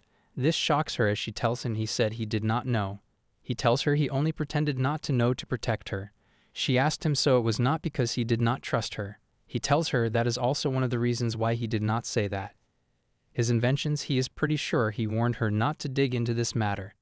She tells him she was not investigating it on purpose, mentioning that the Crown Prince suddenly came to her and started spilling everything. He said that he thought she would help. He questions what does she mean by helping him. She tells him she has no idea what he has been talking about. He said there is a relic in the Grand Duke's household and wanted to know its location. She questions if it could be why they are attacking. He responds there is no such thing, so they are breaking in because of some baseless rumor. He mentions that a few years ago, the royal family was digging into whether his mother, who was once a saint, brought a relic as a wedding gift. He tells her no to not tell anyone about what she has learned today, not even the children, not anyone else. Only a few people know about this, only Daniel, the captain of the guard, and he makes sure to keep it that way. In any case, he owes her yet another debt. She tells him it is nothing, and she's glad she could help him. He then asks her. She managed to avoid detection by the Crown Prince's wizard. She tells him that she cast the sensory transfer spell on a cookie. It is advanced magic, so they'd never expect it and would not suspect a thing. The Duke is suspicious as he thinks she cannot even do basic healing magic, but she pulls off high-level spells like it is nothing. She asks how would it not be better for her to leave the capital quickly, if she had known earlier that the royal family was behind this. Honestly, she had been trembling with fear all day. He thinks she's saying that after eavesdropping on the crown prince without hesitation. She then questions how does he smile and face the people who wronged his parents. She mentions just watching him break her heart, but he tells her to not treat him like a child. He tells that it's late in time to sleep. He wishes her sweet dreams as she also tells him to sleep soundly. As he steps outside her room, he stands still and thinks about how she told him that she is absolutely always and forever on His Highness's side. He blushes as he thinks no matter how he looks at it, she is definitely not that wicked witch. Hazel is on her bed as she cannot stop coughing. She realizes she caught a cold. It started with the little acorns. Luca was throwing a tantrum that he won't eat unless Hazel and the Duke is here, and he won't even eat medicines. He does not want anyone else. Thanks to Luca's stubbornness, she caught it too. She thinks that healing potions are for physical injuries, so they don't work on colds. She used up all the stimulants she had prepared, and the timing really could not be worse. First, she needs to deal with this pain somehow, and she's sure she has that in the cabin. She drinks another portion as she feels a little better now. She thinks with Lady and Daisy busy watching over the kids for her, the cabin feels so quiet when she's alone. Shrimp porridge as her stomach is making noise, but she thinks there's no way she'd have fresh shrimp right now. But she realizes there is one in the Grand Duke's kitchen. She runs to get shrimp porridge. She ponders that she'll splurge and put in 8 whole shrimp. As she is about to open the door, she notices something. It's a letter, which says that Hazel should get well soon. Hazel realizes that it must be from Luna as the handwriting is neat. She finds that very adorable of her and deep down tells that she will get well soon. She then notices something and picks it up, wondering what could it be. There are lemon candies and a healing stimulant. She wonders who bought these and thinks that it must have cost quite a bit. She thanks whoever did that and then decides to make shrimp porridge quickly. She sings along and tells herself that she will quietly make her shrimp porridge, then eat it, and clean up before leaving. She looks at the shrimps and finds them amazing. She wonders if she should use only 6. Sneaking some out is starting to make her feel guilty. She begins to make them, and the shrimp porridge with 6 shrimp is ready. She then mentions it's time to bring out her secret weapon. It's her freshly roasted sesame seeds pressed into Hazel's homemade sesame oil. She decides to put a little on top. Right then, someone calls out to her. It's the Duke, as he states that the person with a cold should be resting, not making a fuss in the kitchen. He asks her what exactly is she doing here. She tells him that she was hungry. He questions if she is planning to eat now, as she responds yes. He asks her then she should teach him before she goes. She asks teach him what? As he tells her the dish that she just made, she should tell him how to make it. Serafina sits alone on a vast, ornate bed, her hands clasped in front of her. A faint blush dusts her cheeks, reflecting a quiet solitude, the profound feeling of being entirely by herself. Later, a thought gnaws at her as she reflects, a light flush still coloring her face. She considers how she could have simply eaten elsewhere, a hint of regret in her expression, and begins to ponder why His Grace felt the need to. Her thoughts trailing off. In the kitchen, Serafina now stands, holding a bottle, looking up at the imposing figure of Lord Kalen. His expression is firm and unwavering as he issues a clear command for her to remain in her room. Startled, Serafina queries his words. Unmoved, Lord Kalen secures her hand, preventing her movement, and declares that he will bring her food once it is ready, reiterating his order for her to return to her bedroom without delay. Serafina's face twists with a mixture of frustration and nascent defiance, her eyes narrowed and cheeks still flushed as she questions his authority, speaking his title with a hint of disbelief. Lord Kalen's expression hardens as he cuts her off mid-sentence, stating he is almost finished cooking and there is no need for her to do anything. Serafina looks down, defeated by his unwavering resolve. After a brief, tense silence, a frustrated agreement escapes her lips, her face contorting with annoyance, cheeks flushed, as she reluctantly accepts his command. Serafina then has no choice but to return to her bedroom.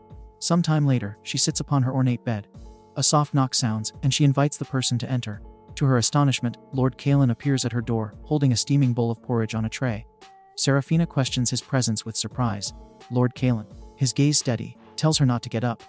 Serafina inwardly notes her surprise, having expected a maid to deliver the meal. With a soft, hesitant tone, she offers her thanks as he presents the tray to her.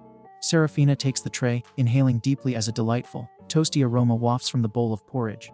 Lord Kalen gently reminds her he reheated it once more, urging her to be careful.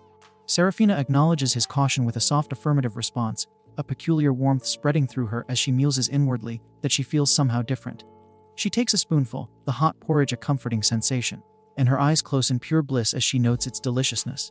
Lord Kalen remains nearby, observing her. Seraphina continues to eat, a silent thought forming in her mind that for some reason, this meal tastes even better than usual. Seraphina continues to eat, finding the porridge unexpectedly delightful. As she savors another spoonful, she observes Lord Kalen's face, a peculiar, unreadable expression settling upon his features. She inwardly questions the look he just made. Lord Kalen responds, clarifying that it is a unique dish. Seraphina then explains her connection to the meal, noting that it reminds her of something her grandmother used to prepare whenever she fell ill. She also remembers her own mother making a comforting soup whenever she was feeling unwell. A flashback image shows a young Lord Kalen, pale and with a cool compress on his forehead, tucked in bed, appearing quite sick. Another memory emerges, portraying a slightly older Lord Kalen smiling softly while eating a bowl of soup, his eyes closed in contentment. He reflects that it has been a long time since he last tasted it, quickly adding with a self-assured smile that he does not often get sick. Back in the present, Seraphina, her cheeks faintly flushed, leans in slightly, her curiosity piqued as she inquires about the specific type of soup he recalled. From off-panel, Lord Kalen's voice describes it as simply plain chicken soup, then elaborates, mentioning it contained chicken noodles, carrots, and peas, emphasizing that it was nothing fancy. Continuing from his description of the plain chicken soup, Lord Kalen directs his attention towards Seraphina, offering to prepare the comforting dish for her should she ever fall ill, though he quickly adds his hope that such an event never occurs. Seraphina's positive response prompts a wide, gentle smile from Lord Kalen, his eyes closing in contentment as he acknowledges her reaction with a soft chuckle.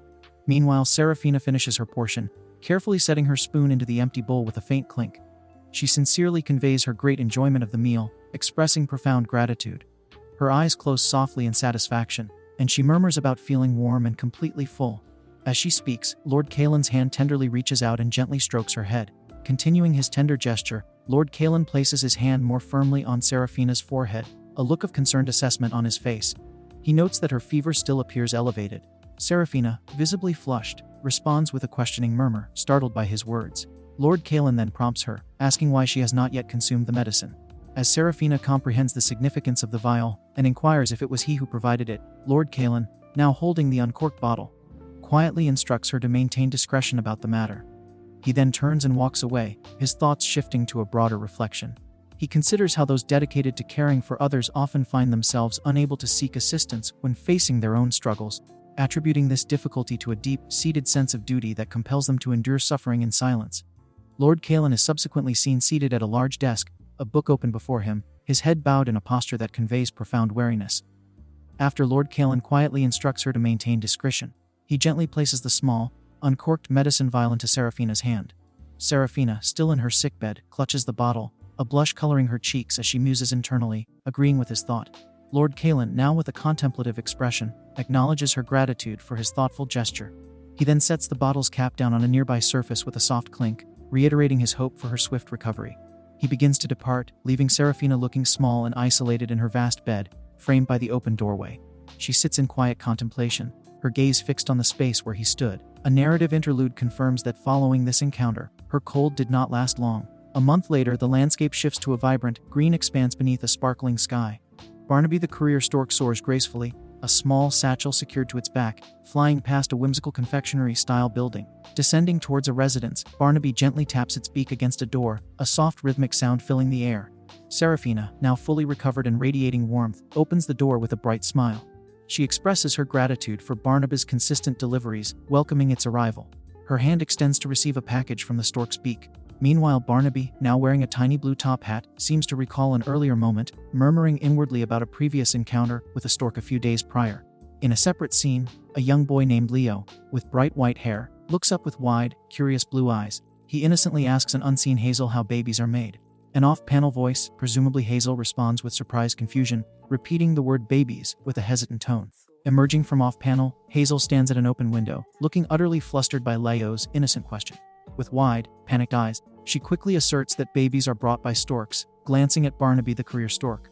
Barnaby, wearing its tiny blue top hat, looks back with a puzzled expression, seemingly questioning if it is indeed the subject of her claim. Below them, Leo gazes up intently, absorbing the information. Hazel, however, immediately retracts her statement with a vehement denial. The scene then shifts to a different room where Luna, a young girl with long dark hair and wide, observant eyes, confidently explains that babies are made when a man and a woman sleep in the same bed. Hazel, now hearing Luna's surprising revelation, cries out Luna's name in exasperation, demanding to know what kind of nonsense that is and where she heard such a thing. Luna calmly replies that she read it in a book. Back at the window, Hazel huffs, emphatically stating to both children and the stork that storks only deliver newspapers, seeking confirmation. Leo simply acknowledges with a simple understanding. In a separate, brightly lit confectionery kitchen, Serafina, holding a small paper, reflects on an earlier event, pondering if it truly happened. Barnaby the courier stork, having flown into this new setting, holds a basket filled with delicate pastries, dismissively responding to Serafina's musing. Serafina then offers her thanks for the delivery. Serafina, holding the paper from Barnaby, examines its contents, her eyes wide with a mix of surprise and curiosity. She takes a closer look at the monthly Wizard newsletter, which proudly announces her as an honorary member of the Wizard Association. The accompanying plaque of appreciation is in recognition of her contribution to improving employment rates among witches, a newsletter exclusively for members of the Wizard Association. The narrative then expands, showing Serafina cheerfully surrounded by an adoring group of children, holding up gingerbread men. It's revealed that after the New Year festival, witch nannies became incredibly trendy, effectively solving the lower-ranked witch unemployment issue that had long troubled the association. In stark contrast, Lord Kalen is depicted with a look of utter shock and concern, as if reading a headline proclaiming a shocking shortage of witch workers, an unforeseen consequence of Serafina's success. Back with Serafina, who now holds an official invitation, her expression shifts to one of bewildered contemplation. Along with the plaque, she also received an invitation to join as a full member. She recounts accepting the honorary membership swiftly, as it was offered for free, but a hint of a new dilemma lingers in her thoughts. Serafina now holds the full membership invitation, a new dilemma lingering in her thoughts. As she ponders the situation, a message box appears, revealing that not everyone is pleased with her joining the association. Serafina sits at her desk, quill in hand, her brow furrowed in deep thought. She muses internally that her acceptance into the association was only possible due to the Grand Duke acting as her guarantor, prompting her to wonder about his motives. Suddenly, a distinct rattling sound breaks her concentration. Her eyes widen in surprise as she looks up startled. She wonders if the children have made their way into her room and resolves to return to them. Just then, an ecstatic Leo and Hazel burst into view, their faces beaming with excitement. Leo exclaims to Hazel, proposing they go on a picnic. Serafina, now enveloped by the two eager children, looks at them with a mixture of surprise and endearment.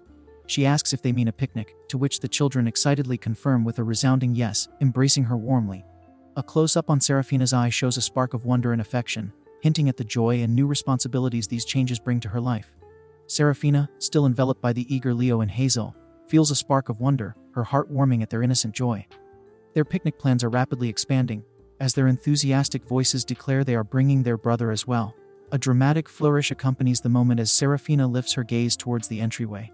Standing poised in the entrance is Ilian, a man with striking white hair and a composed demeanor, impeccably dressed in a waistcoat over a white shirt. He holds a carefully folded blue picnic blanket under one arm and a sturdy wicker picnic basket in the other hand, fully prepared to join their outing, his presence signifying an even larger gathering for their joyful escape. The sun shines brightly on a lush green expanse as Hazel, Leo, and Lunar enjoy a delightful picnic.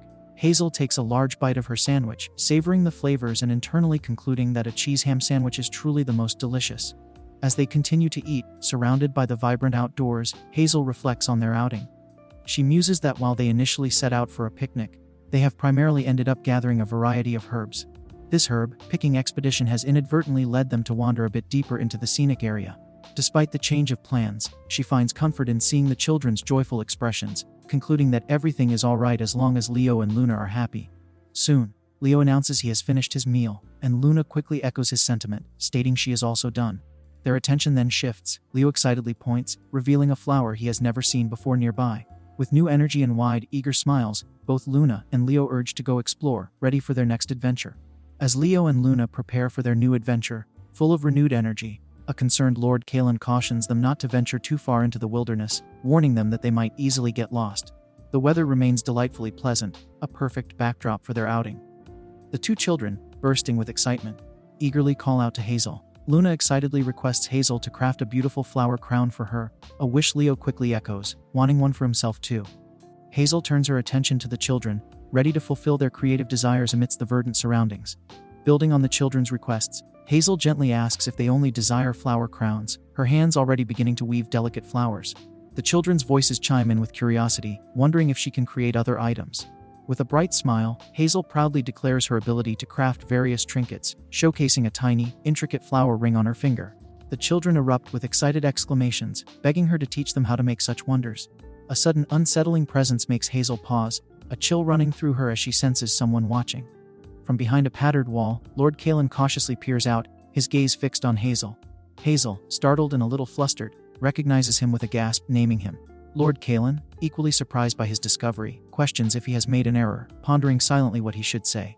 Moments later, both Hazel and Lord Kalen are seated on the ground.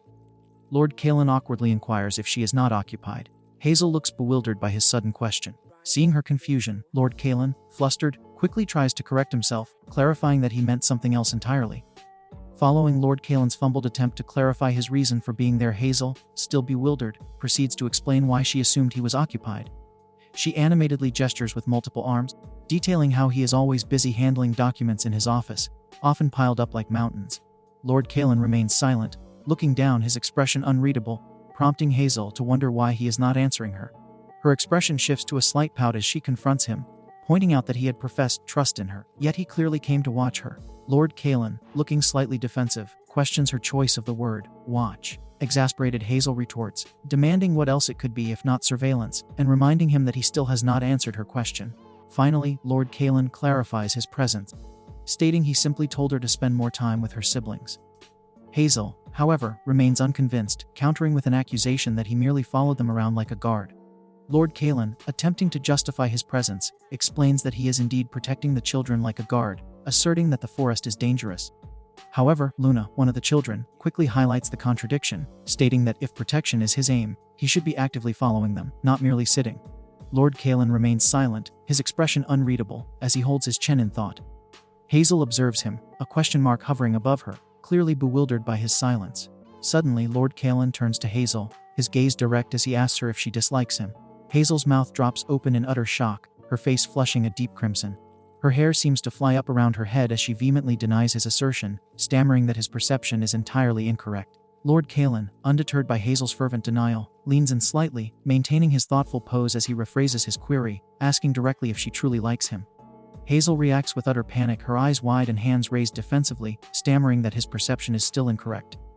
Lord Kalen then presses further, questioning if her response implies she dislikes him. He continues to observe her intently, a subtle sound like a soft sigh escaping him, urging her to elaborate. Still flustered, Hazel tries to find the right words, beginning to clarify what she means. As she struggles to articulate, Lord Kalen gently places his hand near hers, a gesture of quiet encouragement. Hazel finally manages to complete her thought, looking up at him with a blush and an earnest expression, declaring her belief that he is a genuinely good person. Her bright green eyes, wide with sincerity and a hint of shyness, linger on him. Lord Kalen, seemingly taken by surprise by her heartfelt compliment, stares ahead, a quiet realization dawning upon him as her unexpected words settle in his mind. Lord Kalen remains momentarily still, a slight blush rising to his cheeks as Hazel's heartfelt declaration echoes in the quiet air. Hazel, looking down and a bit flustered, gently presses him, wondering if he intends to retract his previous statements. Her hand is then seen carefully arranging delicate pink blossoms, meticulously forming what appears to be a small wreath. Suddenly, a young boy, Elian, appears, his bright blue eyes wide with surprise as he gazes up, uttering a questioning huh. Lord Kalen's hand is close by, holding a flower ring, seemingly interacting with Elian in this tender moment. The scene abruptly shifts as heavy rain begins to fall, a steady downpour obscuring a grand, anachronistic building in the distance. A somber voice notes that the structure is empty. The atmosphere quickly darkens, leading to a stark contrast as intense, crackling flames illuminate a nearby ground, hints of a destructive fire flickering violently and casting an ominous glow. The heavy rain continues its relentless fall, mirroring the dark clouds that thicken overhead, making it clear the downpour will not cease easily. Lord Kalen, having sought refuge within a grand, anachronistic structure, now reveals its ruined state, broken stones littering the floor around them. He observes the immense raindrops, sensing the persistent chill. Nearby, a controlled campfire now offers a small beacon of warmth, contrasting with the destructive fire from earlier. Hazel sits beside the flames, her head bowed in distress, clutching herself for warmth, a quiet gasp escaping her lips. Elian is huddled close to Hazel, finding solace in her presence. Seeing Hazel's discomfort, Lord Kalen approaches, his expression shifting from concern to gentle resolve. He removes his own outer coat and extends it to her, an unspoken offer of comfort.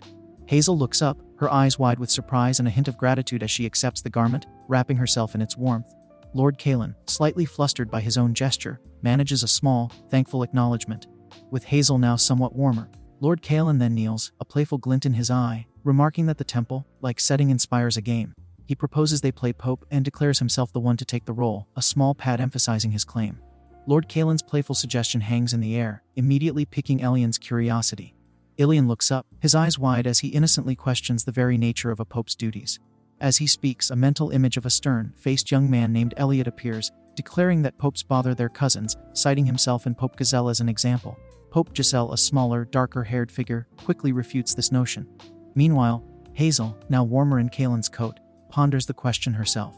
She appears in her own thought, her finger pressed to her chin, considering if a pope performs services or blessing ceremonies. The sound of the relentless rain outside reinforces the ongoing downpour, but for a moment, the external world fades as the group delves into the game. The thought of a pope's duties being merely boring is quickly dismissed, as is the idea of a fantasy for which one might not know how to proceed. Hazel then brightens, a spark in her eye, as she excitedly asks if popes also officiate weddings. She receives clarification that they do, but only for royal weddings. With this new information, Hazel's resolve solidifies, and a sense of cheerful acceptance washes over her as she declares her readiness to participate.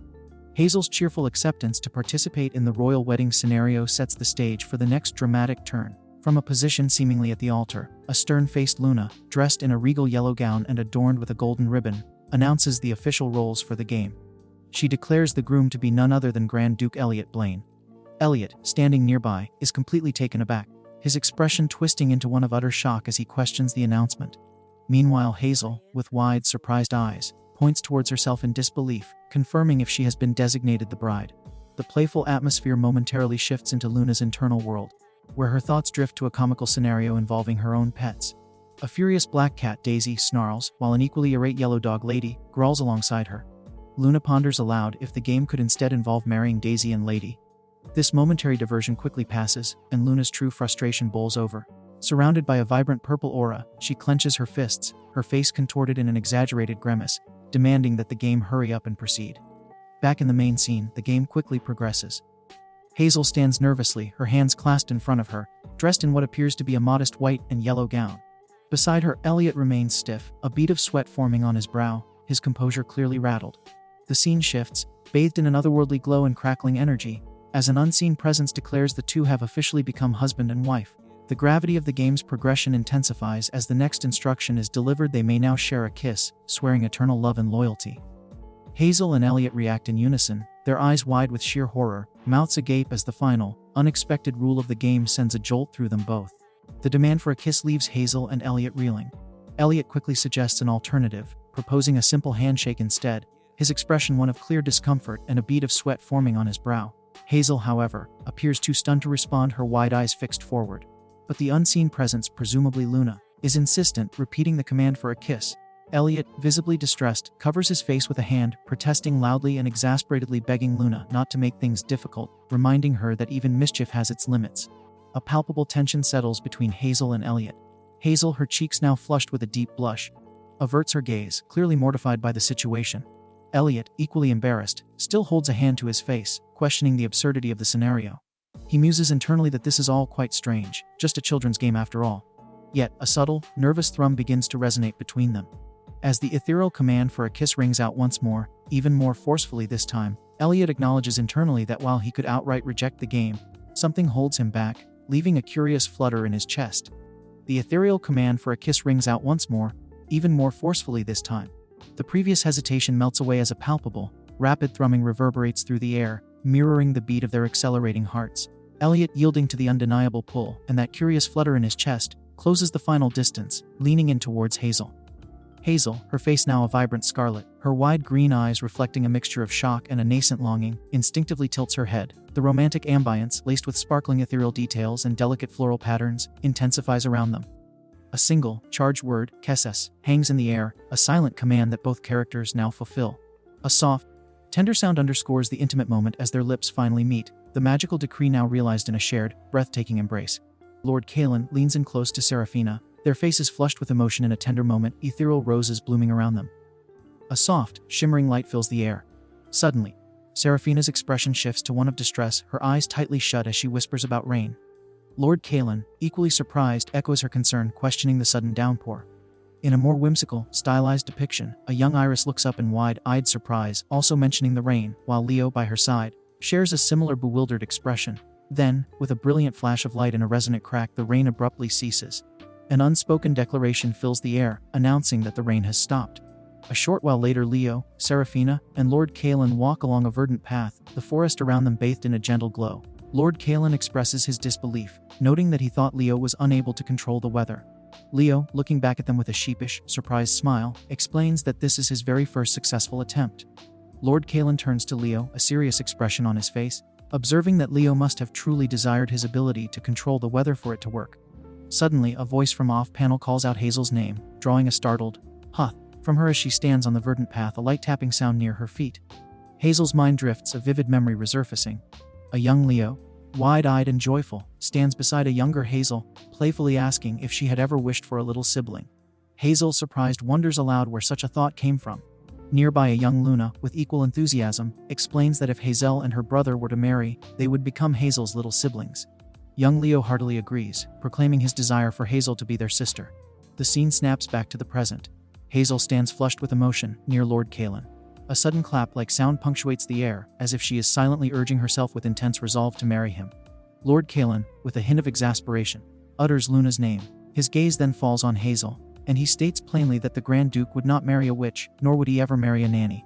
Hazel's bright expression instantly wilts, her shoulders slumping with a deflated sigh, her green eyes wide with hurt.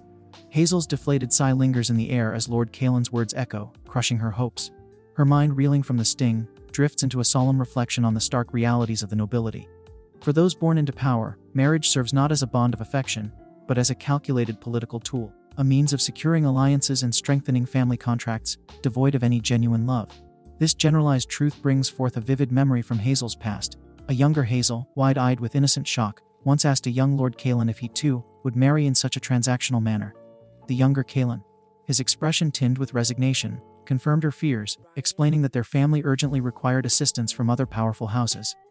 Young Hazel, her small hands raised in an emphatic gesture of protest, declared her complete disinterest in marriage, especially not with the Grand Duke. The scene snaps back to the present. Hazel's emerald eyes now narrowed with intense focus, perhaps remembering that painful conversation. Beside her, Luna, with a slight tilt of her head, audibly comments that if she were in Hazel's shoes, she wouldn't marry her brother either, a statement that seems to catch someone's attention. Suddenly, Leo appears. His jaw clenched and eyes narrowed in obvious irritation, glaring at Luna. Hazel, startled by Leo's sudden appearance and intense expression, turns her gaze towards him. Leo, his face contorted in a furious demand, questions the meaning behind Luna's remark, clearly agitated. Luna, seemingly unfazed by Leo's intensity, offers her explanation. She recalls a poignant memory of a much younger Hazel, standing wide-eyed amidst a lush, sun-dappled forest, asking a young Lord Kalen if he held no real interest in her. Young Kalen, his silver hair a stark contrast to the verdant background, gently deflected, urging that such topics would only cause Hazel discomfort, yet a flicker of introspection suggested he believed Hazel might actually harbor feelings for him. Young Hazel, utterly astonished by the implication, could only gasp out a surprised query. Luna continues, painting a vivid picture of a time when a monstrous horde of Yetis descended, and Hazel, captivated by the spectacle, later declared that Kalen had looked incredibly cool. The scene then shifts, revealing Lord Kalen himself. A somber figure cloaked against a desolate, snow-covered landscape, his garment stained with what appears to be blood from a recent battle. Luna describes Hazel gazing out a window, lost in a daze, whispering how cool her big brother looked. In the present, Hazel, her emerald eyes wide and a faint blush creeping across her cheeks, listens to these recollections with profound surprise, asking aloud if she truly spoke those words. Simultaneously, a mental image of Lord Kalen, rendered in an embarrassed chibi form, surfaces, internally dismissing the praise, convinced that covered in Yeti blood, he couldn't possibly have looked cool at all. Lord Kalen, his face now truly flushed crimson, avoids direct eye contact, internally questioning if Hazel genuinely found him cool in such a state. A mischievous Luna, rendered in her playful chibi cat form, observes his discomfort with a knowing smirk. Kalen's embarrassment deepens as a voice from off-panel, presumably Luna, points out that his face is clearly turning red. He quickly demands that Luna keep this story a secret from everyone. Luna playfully challenges him, asking if he means the part where Hazel called him cool, or the part where his face turned red upon hearing it. Kalen emphatically declares that Luna must not reveal either part. He then issues a stern warning, threatening to deny Hazel carrot cake for 6 months if Luna breathes a word of this. Luna, aghast, exclaims at the cruelty of such a punishment. The scene then shifts dramatically, the playful mood replaced by an atmosphere of strategic planning. A calm, decisive voice notes that everything is proceeding according to their intentions. Inside a lavish, ornate hall, Lord Kalen stands beside Duke Cassian, a distinguished figure in dark, formal attire. Lord Kalen, holding a stack of documents, confirms the Crown Prince has sent a letter, signifying his intention to attend the upcoming ball. The voice, now clearly Duke Cassian's, continues, highlighting the significance of this development, as the star of the plan is now personally making their way to them. A close-up reveals a pile of elegant, sealed letters, with one prominently featuring a vibrant green wax seal. Duke Cassian, with a confident expression, declares that half the operation is now complete. He elaborates that the imperial family's deceitful tactics of clandestine activities, masked as quests for relics, can finally be brought to an end. His intense gaze is fixed upon the document Lord Kalen holds. A detailed close-up highlights the vibrant green wax seal on the letter, unmistakably featuring a crest with two rearing beasts supporting a shield, surmounted by a crown, reaffirming its official significance. The scene then momentarily shifts to a sun-drenched forest where Hazel smiles gently, her green eyes sparkling. An internal thought, likely Kalen's, questions the true identity of this captivating woman. Back in the opulent hall, Lord Kalen appears startled, musing internally about the possibility of witches truly bewitching people. An unseen individual calls out, asking Duke Cassian a question. Lord Kalen, now looking annoyed, directly asks Duke Cassian if he is even listening. Beginning to explain the true purpose of the upcoming ball, a blonde noblewoman, Noble A, holding an elaborate fan, dramatically interjects, completing Kalen's sentence by loudly proclaiming that the ball is specifically for finding him a bride. She pointedly adds that he is honestly long overdue for such an arrangement, further stating that at this point, looking for a bride is already too late. Duke Cassian then turns to a visibly uncomfortable Lord Kalen, clarifying that while the search for a bride serves as a convenient front for ensuring overall security, Kalen should nonetheless genuinely consider finding a suitable lady to propose to during the event. Lord Kalen and Duke Cassian stand together, their formal attire impeccable, within the grand setting of the hall. The conversation about finding a bride triggers a vivid flashback, transporting the scene to a past dinner where Hazel and Elliot are seated at a lavish table. Hazel, leaning in conspiratorially, gently touches Elliot's face and asks if he likes it. She then playfully suggests trading eat for her sausage, prompting Elliot to question if she means the lump of entrails on his plate. An unseen narrator reveals this scene depicts Hazel and Elliot in the past, observed by others, hinting at the origins of enduring rumors. The narration continues, explaining that Elliot merely whispering to a woman not in a nanny's uniform escalated into a huge scandal. If these rumors take root, they could severely damage future marriage proposals, making it imperative to publicly deny them at every opportunity. The scene snaps back to the present in the Grand Hall, where Lord Kalen, still processing the situation, tersely acknowledges Duke Cassian's points, a slight thud or clink accompanying his frustrated realization. Lord Kalen remains pensive, lost in thought. Duke Cassian, with a serious expression, then issues a stern directive during the upcoming party. Lord Kalen must keep as far away from the witch as possible. Meanwhile, in a sunlit outdoor garden, Hazel stands with her hands on her hips next to a discarded cardboard box, accompanied by a maid named Aurora. Hazel suddenly turns, her expression startled as she calls out a sharp "Got it," as if responding to an unheard instruction. Back inside the Grand Hall, Lord Kalen, looking slightly downcast, assures Duke Cassian that he was already planning to follow his advice. Duke Cassian, accepting this, simply replies with an outright. Suddenly, the distinct sound of footsteps echoes through the hall. From a low vantage point, figures approach in the distance. A thought, possibly Kalen's or an observer's, notes the arrival. Speak of the devil, here they come, as Hazel, Elian, and Luna walk into view. Lord Kalen observes the newly arrived Hazel, Elian, and Luna, a smirk playing on his lips as he identifies them as the key figures in the unfolding drama. The distinct sound of footsteps echoes through the Grand Hall. Suddenly, an unseen individual named Daniel is addressed, and he calmly responds with a "Yas." The scene then shifts to Duke Cassian, who, looking contemplative, touches his chin and wonders aloud if he truly appears that old. The air crackles with a sudden energy as Elian, with wide, startled eyes, questions the Duke's words, requesting a pardon. This triggers a vivid memory for Duke Cassian, who recalls the day he first visited the cabin to find the younger ones, remembering how Hazel had pointedly asked if he was their father. A wave of grave realization washes over Duke Cassian. Elian stands speechless, completely stunned by this unexpected revelation from the Duke. Duke Cassian, now looking utterly shocked, recounts Elian's past description of him, that he was frowning, sleep-deprived, and skipping meals. He questions if his appearance was truly so unappealing back then. He then concludes that since those descriptors no longer apply, his future marriage proposals with young ladies should proceed smoothly. As if on cue, three elegantly dressed young women, Hazel, Luna, and the dignified Lady Clara, walk gracefully away, their presence a soft rustle of movement, seemingly embodying the very prospects Duke Cassian envisions. Elian, his face momentarily masked by shadow, begrudgingly concedes that Duke Cassian is annoyingly handsome, but insists that the Duke maintain focus on the day's events. Duke Cassian, with Ilian just behind him, turns his attention as Prince Alaric, adorned in a grand red and white uniform, steps into view. Prince Alaric offers a warm, closed-eyed smile as Duke Cassian heartily welcomes him, expressing deep honor that the prince traveled so far to grace his party. Prince Alaric responds that he rushed without pause for the Duke. The two men then clasp hands in a firm greeting, Duke Cassian noting a saying about the family that lives farther being the better family. A moment later, Duke Cassian announces an introduction. He gestures towards an elegantly dressed young woman named Bella, who smiles pleasantly and greets them. Hazel finds herself suddenly confronted by three imposing noblewomen in a grand hall. Lady Beatrice, with her pink pigtails and a dominant red gown, stands front and center, arms crossed, her expression stern and challenging. To her left, Lady Vivian in a yellow dress also crosses her arms, while Lady Cassandra in a blue dress stands to Lady Beatrice's right, both mirroring her disapproving gaze. Lady Beatrice's voice cuts through the air, directly addressing Hazel and confirming her name. Hazel, initially puzzled, turns with a questioning look, her hand lightly touching her neck near her choker, asking about the matter. Lady Beatrice immediately launches into a scathing attack, branding Hazel a wicked witch and accusing her of scheming to approach the Grand Duke. She declares that someone like Hazel could never aspire to become the Grand Duchess. Hazel's eyes widen in utter shock, her mouth agape as she absorbs the sudden, harsh accusation. Lady Cassandra steps forward slightly, adding that the position of Grand Duchess rightfully belongs to Lady Bella of the Manhwa ducal family. Lady Beatrice reiterates, firmly stating that Hazel should not even dream of such a title. Hazel, now visibly flustered and indignant, holds up a hand, attempting to interject. A distorted visual effect surrounds her head, emphasizing her distress as Lady Beatrice continues her tirade, calling Hazel a witch who doesn't know her place and advising her to aim for something within her reach.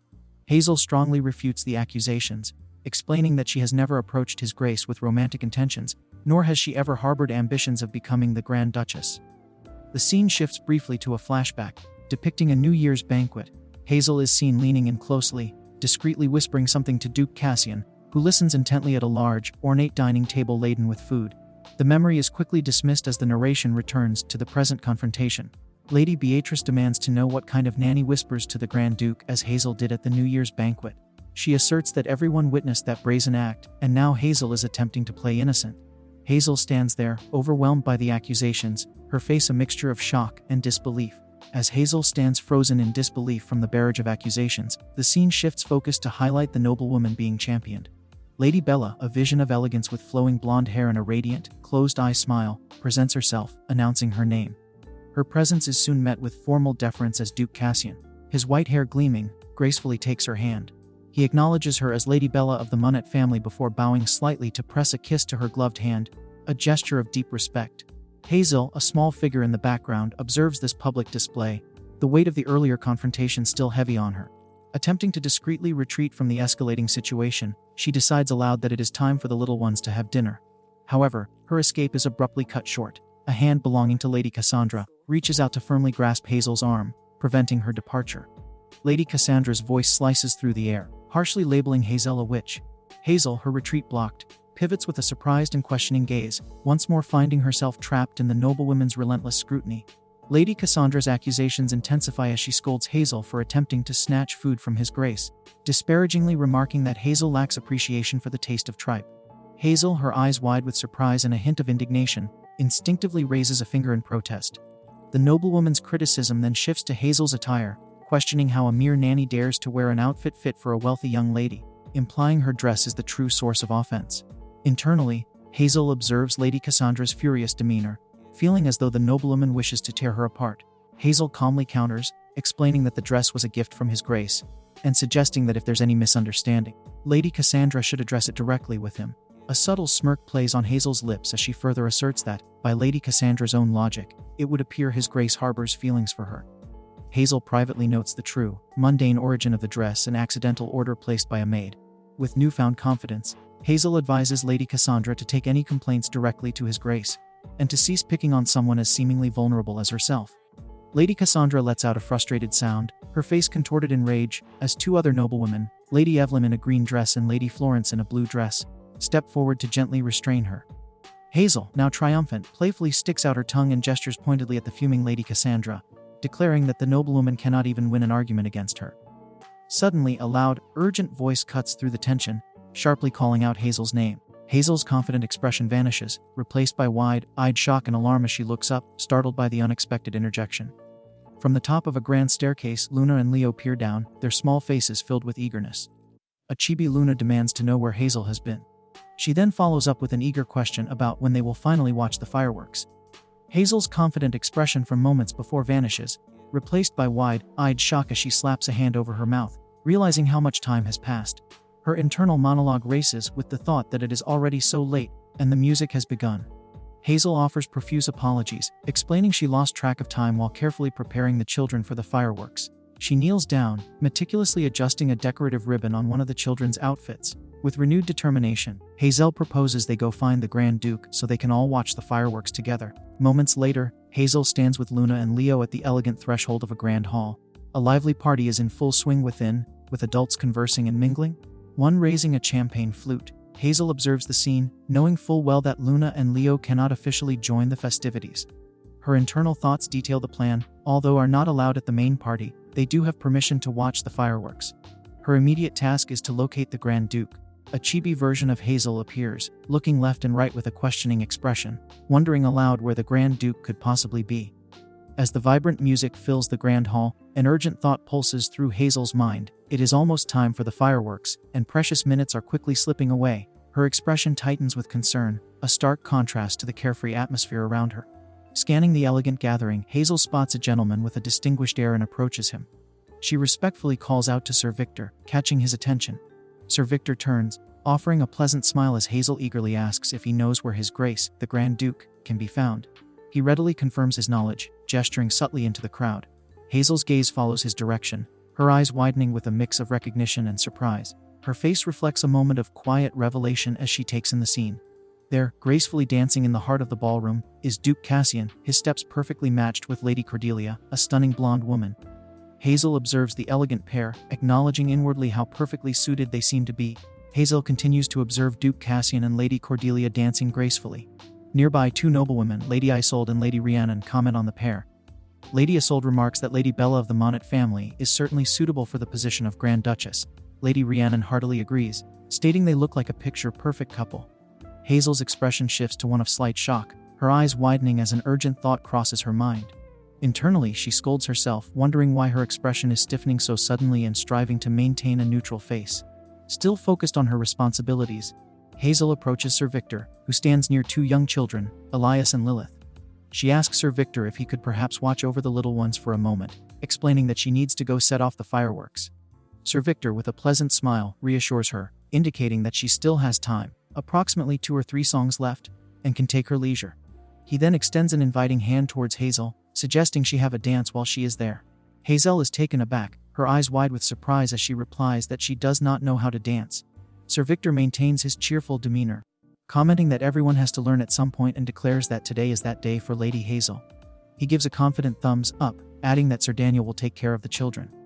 Sir Daniel, standing nearby with Lord Edmund, looks quite surprised by this unexpected task. Hazel expresses her reservations, stating that it seems inappropriate for a servant to dance at their employer's party. Sir Victor gently takes her hand, smiling as he points out that both he and Sir Daniel are also servants of the Grand Duke's household. Sir Victor pauses, glancing thoughtfully as if seeking confirmation that all will be well. He then cautions Sir Daniel to avoid getting too close to His Grace while he watches the children. Sir Daniel cheerfully salutes, affirming he will follow those orders. With his duty to the children temporarily transferred, Sir Victor turns back to Hazel, a warm smile on his face, and declares it is time for them to dance. He takes her hand firmly, pulling her onto the dance floor. Hazel's eyes are wide with apprehension as they begin. Their feet move, a soft tap indicating their first steps. Sir Victor observes her movements closely, noting her surprisingly quick grasp of the steps. He expresses his disbelief that she is truly a beginner, impressed by how well she is doing. Hazel, slightly flustered, replies that she is merely keeping up thanks to his excellent instruction. The moment the words leave her mouth, her foot accidentally crashes into Sir Victor's with a distinct crunch. A small, internal chibi version of Hazel recoils in horror at her own words. Hazel immediately apologizes, admitting she got distracted. Sir Victor simply laughs, reassuring her that it is nothing. He places a comforting hand on her back as they continue their dance. Sir Victor then shares a personal anecdote, recounting how, when he was first learning, he stepped on his partner's feet so frequently that people avoided asking him to dance for a while. He beams at Hazel, who looks at him, a mixture of surprise and understanding dawning on her face. Sir Victor beams at Hazel, who looks at him, a mixture of surprise and understanding dawning on her face. Their hands remain clasped, feet moving in sync as the dance continues. Hazel, now more comfortable, reflects internally on the situation, finding it incredible that someone of Sir Victor's stature is teaching her. She quickly mentally acknowledges her own progress, thinking she has become quite decent. Sir Victor's calm demeanor belies his next thought, as he muses that her dancing ability is not the real concern. His attention shifts to her attire, and he discreetly informs her that the straps of her dress have come undone. Hazel's eyes widen in alarm, a deep blush coloring her cheeks as she turns towards Duke Cassian, who is nearby, and asks if he heard. Duke Cassian, stifling a laugh, playfully declares that with such an excellent teacher already engaged, he will humbly step aside. Sir Victor sends a pointed glance towards Duke Cassian. Mortified, Hazel throws her hands up to cover herself, calling out Sir Victor's name in exasperation. Still amused, Duke Cassian announces his own departure with a lighthearted remark. Hazel tries to voice a protest, but Duke Cassian quickly makes his exit, leaving Sir Victor to stand alone, a thoughtful, somewhat perturbed expression settling on his face as he processes the unexpected turn of events. And that's it for today's recap, folks. If you enjoyed the story and want to see the next part, make sure to smash that like button and subscribe. It really helps the channel grow. I put a lot of effort into these videos, so your support means a lot. Now, here's the deal. If you want me to drop part 2, type the word spider in the comments below. That way I'll know who's been watching till the end and who's part of the real crew! Thanks for watching, and I'll catch you all in the next recap.